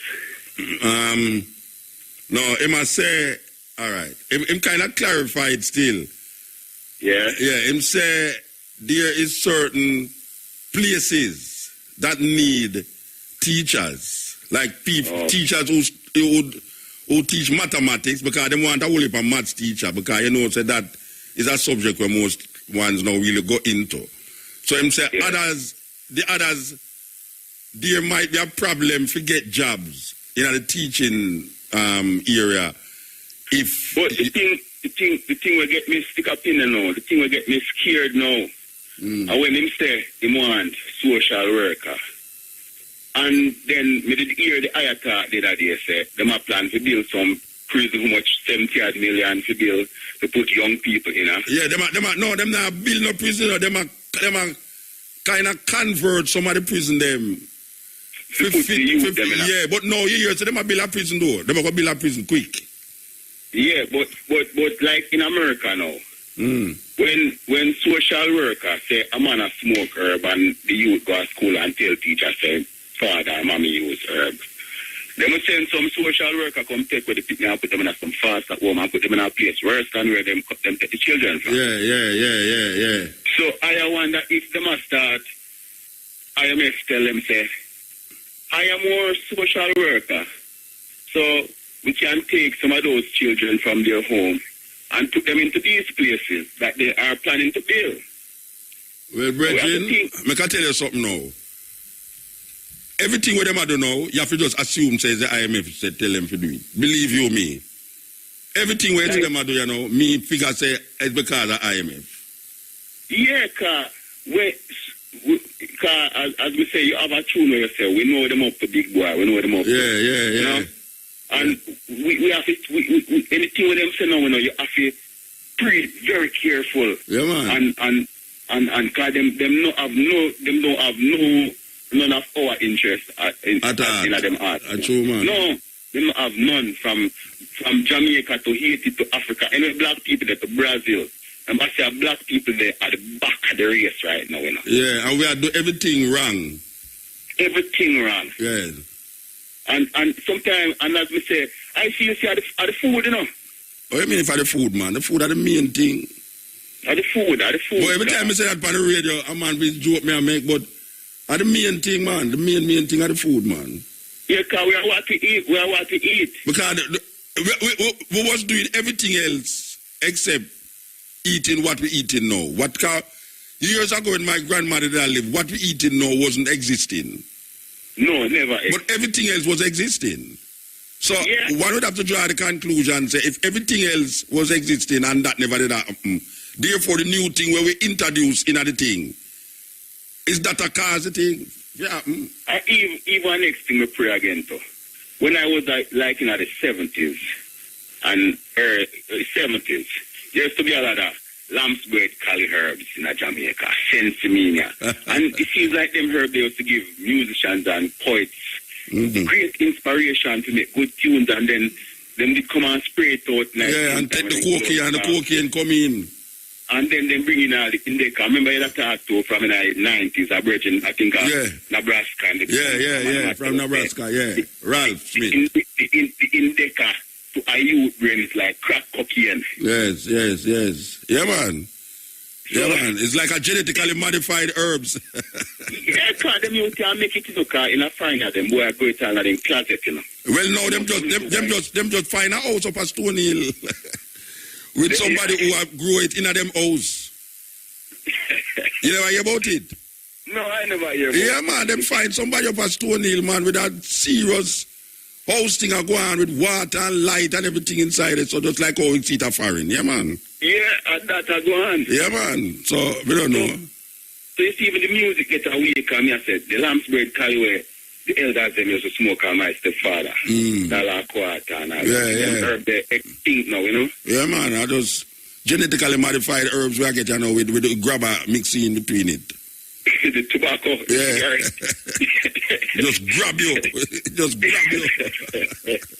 Anyway, give thanks, Bridget. Father, man, again, the church thing there again when me say now. Because I read the daughter today. And she said she got Christian her baby. And I said, John, when I them church there, I'm going to say every youth in Jamaica get Christian. I'm blessed. Me. I get blessed. Father, Christmas, man. Yeah, man. How do you them move so? Where the blessing there, where them get from the pastor them? Oh, them so wicked if everybody bless. It's a unnecessary ritual that has been perpetuated by the state and the church, because the church and the state look like it work together, you know. Brother Muta, don't make nobody discourage you, because you are my eye wide. Who? No, nobody can discourage. No, sir. Me don't go bad already, you know. Me can't go good again. You're great, man. No one them have all of them people must write. We going right out you and tell them. Yeah, when me dead, they will do it. When me dead. No, man, no king. No. You know, see, as you're on YouTube, educator, a whole heap of people now. Yeah, that me here. You never discover cutting edge and find up on YouTube and I get a knowledge king. And that me here. The greatest thing ever happened to Jamaica since Marcus Garvey. Me I tell you that. All right, sir. Me I tell you that, king, if I never you, I and I don't know what happened to I and I, man. All right, give thanks, Bridget, here. Blessed love, king, and more strength and honor, here, king. Yeah. This used vehicle looks perfect. Where can I check its history? Oh, yeah. The history is available on AdvantageGeneral.com. What? Damaged engine for accidents, chassis damage? I'm glad I went to Advantage General to check the facts. Request an e-history report today at any Advantage General branch or visit the website at www.advantagegeneral.com. Your vehicle's history shouldn't be a mystery. Last record presents The Phantom Volume 3 featuring Conscience, Mavado, Vibes Cartel, Tommy Lee, Popcorn, and I-Octane Yellow Give Me One. Distributed by Tap Record, the ultimate reggae experience. Ladies Management present Rumfire OG Explosion, the exclusive beach party, the ultimate Rumfire mixed drinks inclusive event, Saturday, June 22 at Ontario's Pearl Beach, 5 p.m. to 2 a.m. World-class performances by Bounty Killer, ID Jonia, Sisla Kalanji, Egyptian Munga, Anna Reva. Tickets pre-sold $1,500, $2,000 at the gate. Exclusive Rumfire VIP $3,000. Get your Rumfire OG Explosion ticket and bring up Ontario's Tulsa gas station, Miller's Liquor Stores in Anns Bay, Hickham Dun Robin, Almond Tree Sports Bar, Extra Small Plaza. 18 and older to drink. ID required. Drink responsibly. Hey Jamaica, this is your dancer Diamond. Tune in to Irie FM for your most provocative, sensual, informative, and controversial adult program on radio. Tuesdays at 9 to 11. Be wise. Tune in to Sex Wise. Brought to you by Flow. Fulfill all your desires with the hottest adult movies on Flow Channel 1000. Yeah, this is the Cutting Edge on RFM. You know, it's a little more. We'll be back here again from 2 to 5:45 with the Stepping Razor, the art of war. You know, that we're there. In November, we start a program in November, December, January, February, March, April, May. We're not June now. So, 7 months we're gone, you know, with that new program. We still call it new program because I just 7 months there as opposed to 20 years. That's that as opposed to 20 years. So, yeah, man, we give thanks. So, we want you to know that little more, 2 o'clock, we're talking about 2 p.m. Yes, not 2 a.m. like when we're done here, so. I, Jah, Rastafari, him alone guide and protect the eye through the dusty street in the heart of the jungle, Africa. Me suffer as a child, abandoned, isolated on the... Blessed? Yeah, good night. Good night. Hear this now. End that with a man that said to the 10th power. Wait, we can't hear you good. You end that. What part of you end that? Everything when I'm saying, end that to the 10th power. All right, Mama. They teach me so much more that you would like more. Yeah. You understand? I have a family of Christians.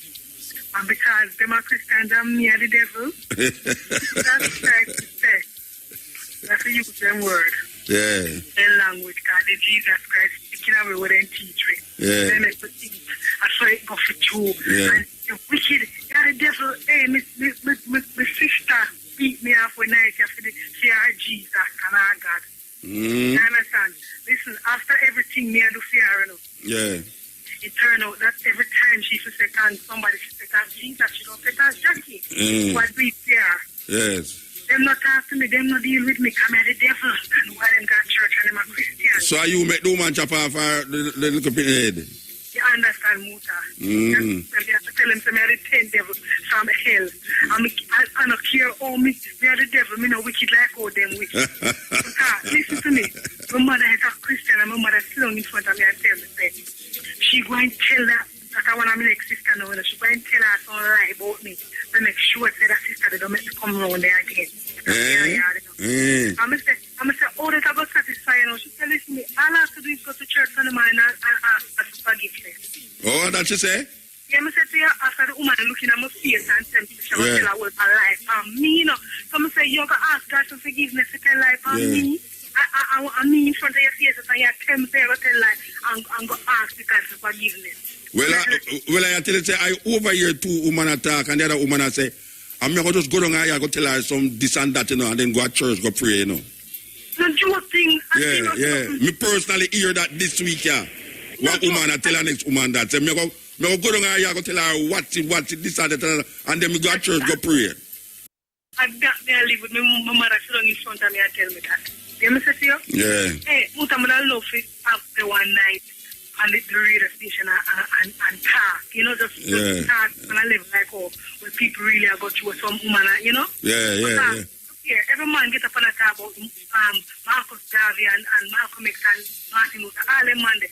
Which one of them they make me dress and look like any one of them man there? Them a talk about. Every day them get up and discuss philosophy. And while them have big spliff in their mouth, and go down the place and them pants start up off of them and them. No, them not portray the man them who them is. What deal, yes. Who the forefathers, none of them don't look like it in a motor. None of them don't look like it on the street. On the roadside. I agree. Even the man them we are saying, yeah, them are Rasta. They, you know, see them a walk with no spliff in them mouth corner side and them pants are all up on one hand and they get a thing, you know. You understand what I say? I love the thing for your program one night, man. I love want to set up. I'm a talk. Some things or some people, some parents, some sickness, some everybody we have got you in a Jamaica. So which part you call from? Portmore, yeah.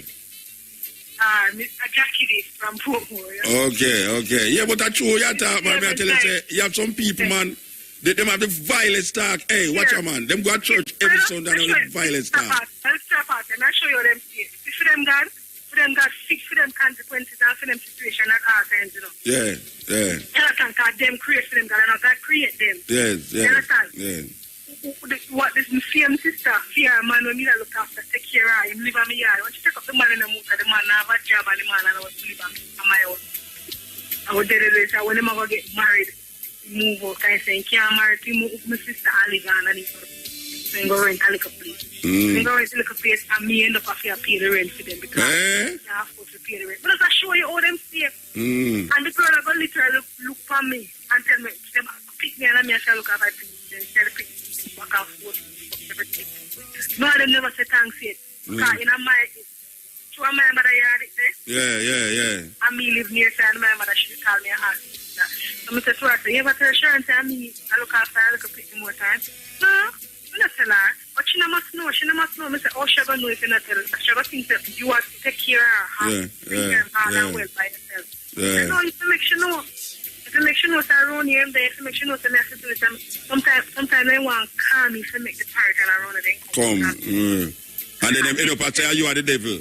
And then, that's why I said to you, that's why I prefer to tell them, say, if I saw the Jesus, I prefer to be the devil. Because me not do half the things that them I do. Then I say, and me turn out to be the devil. So I tell them, me prefer to be on the devil's side then. When I say for them side, because them go do them things. When them want God to do wicked, when them pray for God to do wicked. Now, when they want God gosh, man, I tell you. For them God adjust for them needs and for them this and that. I never know, say, you're supposed to put yourself in that situation and then God get me out tight, no? Yeah. That's what them believe. I'm going to tell her, I say, we just done it. I'm going to tell this, I'm a people, but here I know. I know God now use me no more. Because here, me I do it out of good peace and know that's something I'm supposed to do. Good, yeah, of course. Right, uno feel, say, uno God tell me to do it and uno God use me. So I show that uno God no stronger than me and the creator, me know. Yes. So I just loud them out and I say, all right, uno God now use me no more. I tell her, I'm done. Yes. You understand? She back up my husband at school now. And a ball for him, oh, she can't see her grandparents. She a ball for your husband? Yeah, because me have two, you know, so she a ball to him now about how she can't get to the grandparents again. I tell me, I'm done with them. Yeah. She wants to see her grandparents. She passed the gate and I call out, Chile. You know, I nickname that. You understand? And what that's for? She can't stop on me gate because she say one time she will call police and tell police and me this and that. Your mother said that? Here, it traumatized the kids because the kids them did better when she asked that. Every time I come out, my 7-year-old daughter said to me, Mommy, I never know if grandma didn't love you. My grandma treated you like that. That hurt that tip of the iceberg when me go. And them go to church every Sunday. Here, them is born again Christian and them use them devil. I say, I thump on I'm out in the mood and I'm a sister, but guess what? I couldn't hold it. The girl come up in my face, fear Jesus and our God. And oh, God, I tell it, make him use me. And oh, God, I go use me. And God, I go this and that. And so she come and say, I just thump him right out of my face. I couldn't take it. She called me. So the devil really a work for you then? You really a work with the devil, man? No, I couldn't hold it. Look here, beat me for everything. Then beat me for everything. The devil really a work with you, man. You talk about your sister. No, them beat me for everything and then them turn around. I want them God and beat me. No, them and them God are stronger than me. Be sure that. I don't keep on doing what is good. While them beat me and them God are doing. I'm stop it now to never see to work out. And them God is now. And you say if something, if you ever book all your tone and you put all plans up and them say, yeah man, see there? Yeah man, retribution and reach her. Anything for I got me, but anything happen, it work out for them. Yeah man. Yeah man, and them gotta work. Yeah man, the wicked girl, wicked. Yeah. Aye. Yeah. Alright, give thanks. You teach me so much, Papa. Yeah? Alright, give thanks. Yeah, man, alright. Yeah. Back at Westmoreland, but I would advise her to go back to Westmoreland and I fear what you do. Long time, you know. You know, so me go call her. Believe you, me go call her. I fear Good night, ma'am. Good morning, I should say. Cutting edge. Yeah, Muta. Blessed man. Yeah, boy. Yeah, make a turn down my thing here, sir. Mm-hmm. Yeah, listen. I just have to congratulate you. You are one of the most intellectual and intelligent person I've ever known. Yeah. No, I'm telling you, man. Your knowledge of everything, you're just amazing. I listen to your program. I hear tears, man, I listen to it. Okay. You know, right? We just come back from England. And me live here now, you know. Where them to deport you? No, man. He's a musician, man. I drive. Me a man, me go all over the world and things like that. Me don't know what thing, but me don't even want to say too much because man might say, well, boy. Yeah, boss. He's a man that when me know, you know me a boss. I mean, I want to do that. Yeah. But I always wanted to like meet you, but you want no. Mm-hmm. I tell you, it's probably link up one time. I go in I would the place don't thing the car now. The shopping center down by Highway FM, the man. We call again. The shopping center down Highway FM? Yeah, man. The little place.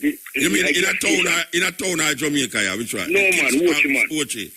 I watch me a call from. Oh, I watch you call from? Yeah, me a call from Watchy. Okay. And Burger King Plaza? The Burger King Plaza, that's all? No, man. The gas station next to you, the man. Yes.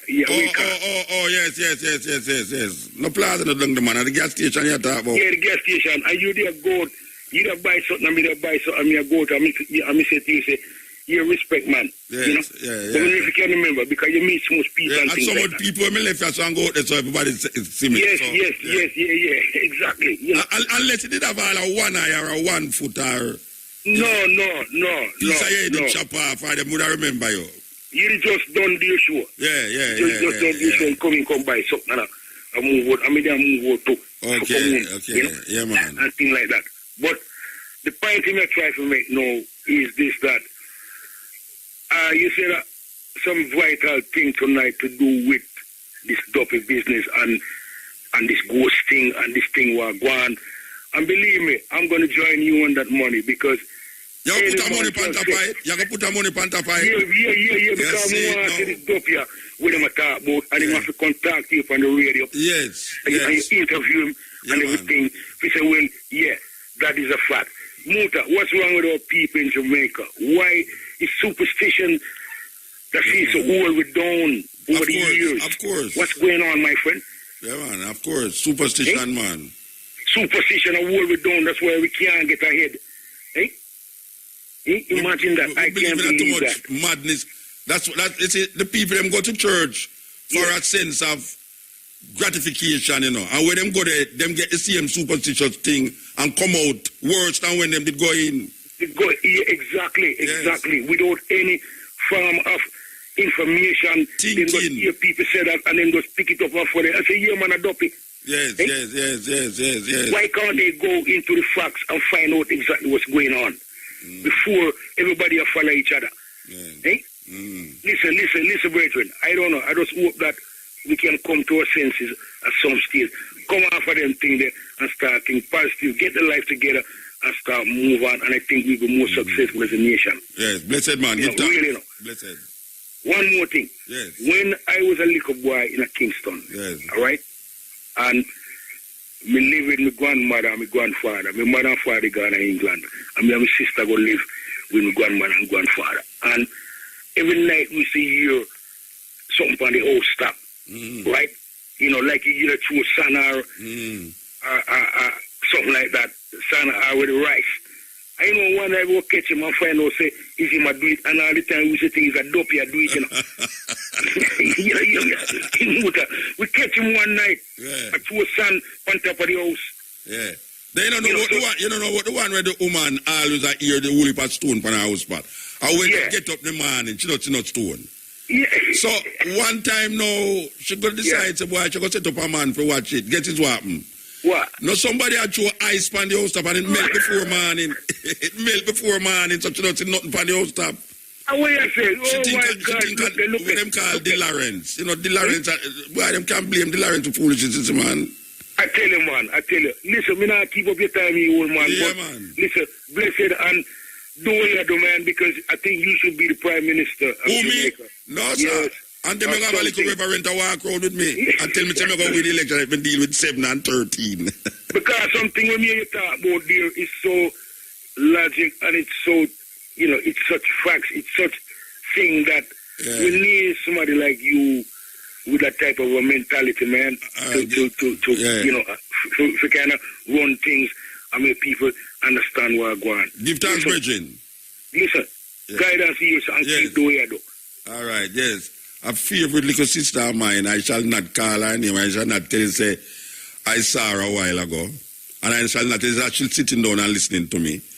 She says that, and that's what I know, say, it's a fear thing, because she'll listen to me, and in her heart of hearts, she'll reason in her mind what me I say, and she say, what me I say kind of makes sense, but she can't put herself to accept that. See, so it's almost like a brainwashing thing, like you hear something that makes sense, but because of your previous thinking, you can't come to grips with this new information where you even though it makes sense to you. And she actually tell me, say, say, when me I listen to you, it make me feel like, I change my thinking and then I say, but wait. And not that me why you change your thinking, that me why you look into what me I say. But obviously she looking into what me I say. She looking into what me I say, and what me I say, according to what she I say, it makes sense. But guess what now? She nah carry it go no further. She nah carry it go no further. Because she don't want to reach a level there where it make too much sense to her. Because she knows say she would have to go start to think. And you see now black people, them don't want to think too much. Them don't want things we're going to make them think too much. And that's that me notice. Me notice that we don't really want to think on too much things.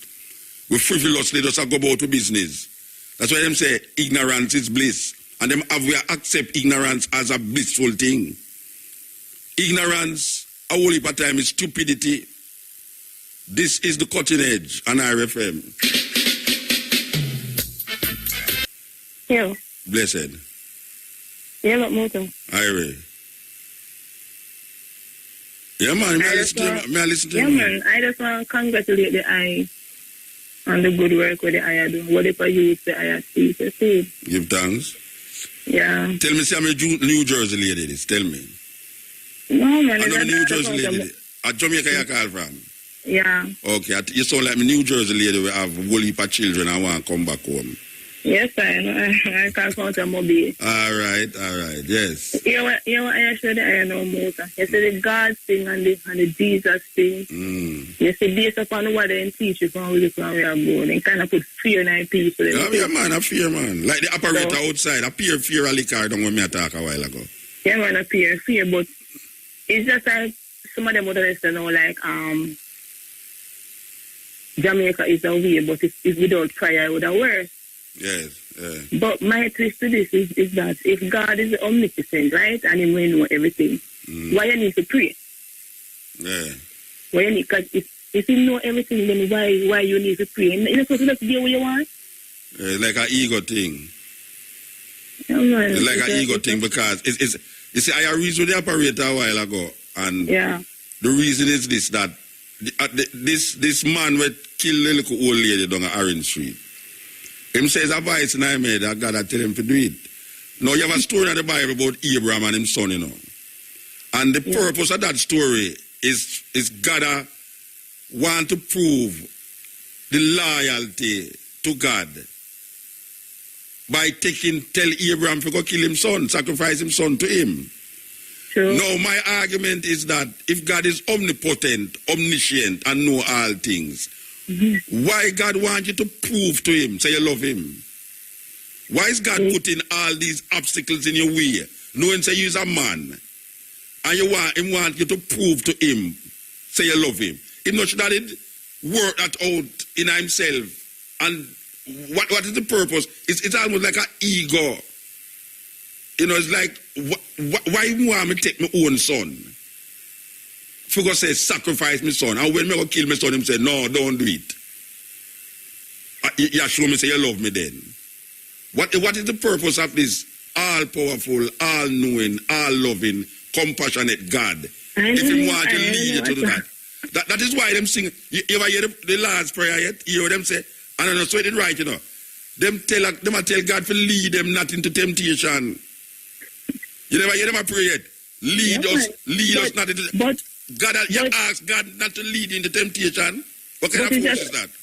But it's just that one day I have a niece, 120, and I reason with the daughter, and I said, daughter, when you come on to I don't see no God. So what is God? It's just a God in reality. Because without a belief, God don't exist. Well, is man a construct these things in our consciousness? Without belief, no, without a belief in God, there's no God. Yes. So without man, there's no God. Yeah. Just like the devil said here. God and devil is a construct of human. It's like where the big man that call anthropomorphic idea, where you make God into what you want God to be. But Mota, why the devil would approach you one black thing with park, and then no, the Jesus thing would approach you. Why everything? Now white people do that. Everything with bad black. White people do that. You know, say white people do that and put it in a way. White people put them things in a way, you know. Because everything black bad and everything white good. You know, see it. And when we come find out now, say, the worst food you can eat is the food with white. Yeah, right. White rice, white bread, white. Yeah, if you see the food white, you know, you have to figure it out. But we come here and say anything black no good and anything white is right.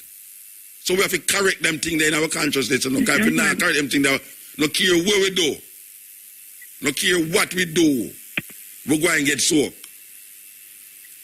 Anyway, give thanks. But when I born till now, I hear about this God and Jesus thing. And I don't see what they do. Now make the place no better. No? I don't see it make no better neither. As a matter of fact, most of the people that I know where and them wicked no Muta don't go to church. But you know, say people are wicked. Yeah, and that me I say no. Most because of the people that don't go to church. You see, Christianity and God things just an excuse for them to wrong, because them always say I'm going to get forgiveness. Yeah. So then we are going to kill you and so then go pray after. And them are wicked. Yeah. Most of the wars them are fighting at the world as well now. It's in the name of the Lord, you know. Exactly. Yeah, man. In the name of the Lord, man. You know, Islam and Christian are fight in the name of them God.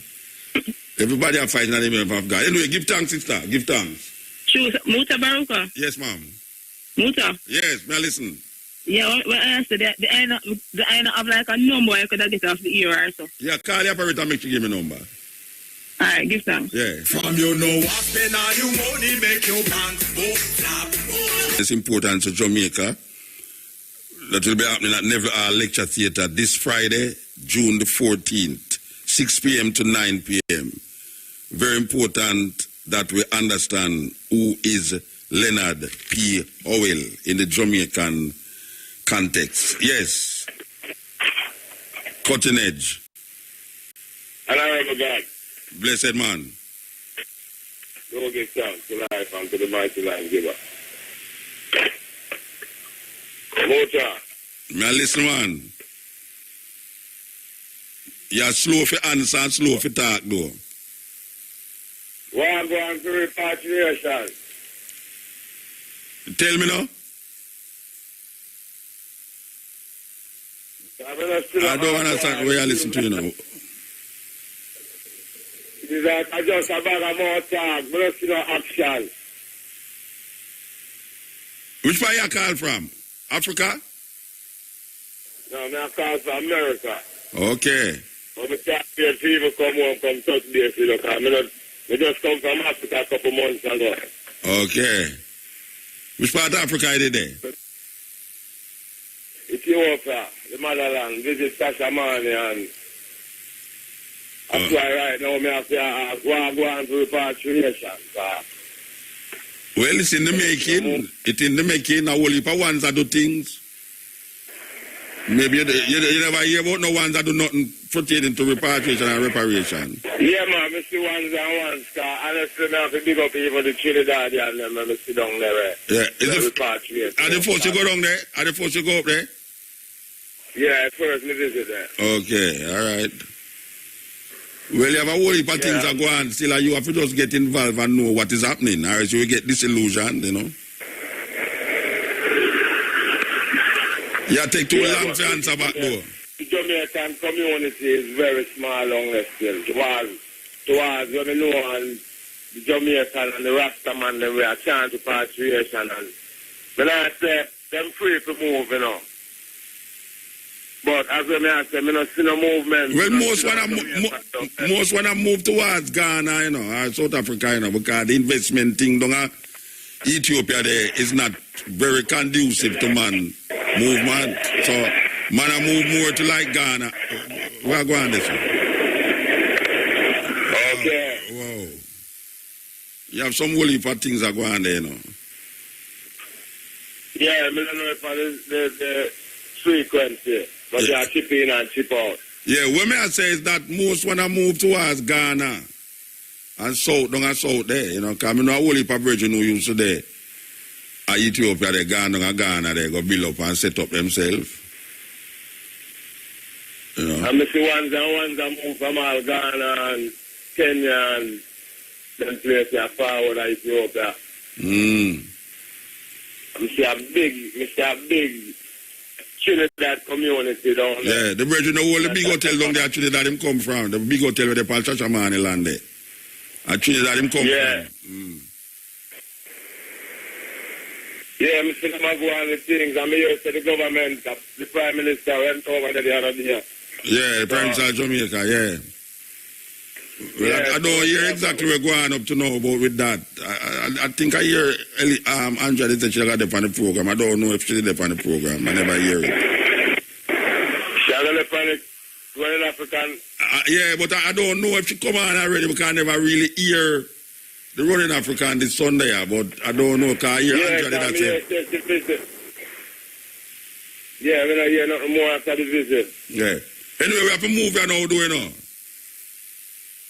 You have to tell them. Yeah, man, blessed. Yeah. Yeah, so here we know. We have to go through now and say 2 o'clock, little more. We go there. From 2 to 5:45. We go there from where we call the stepping razor, the art of war. You understand? So, why you just stay tuned? Because I saw it work. I saw it at work, you know.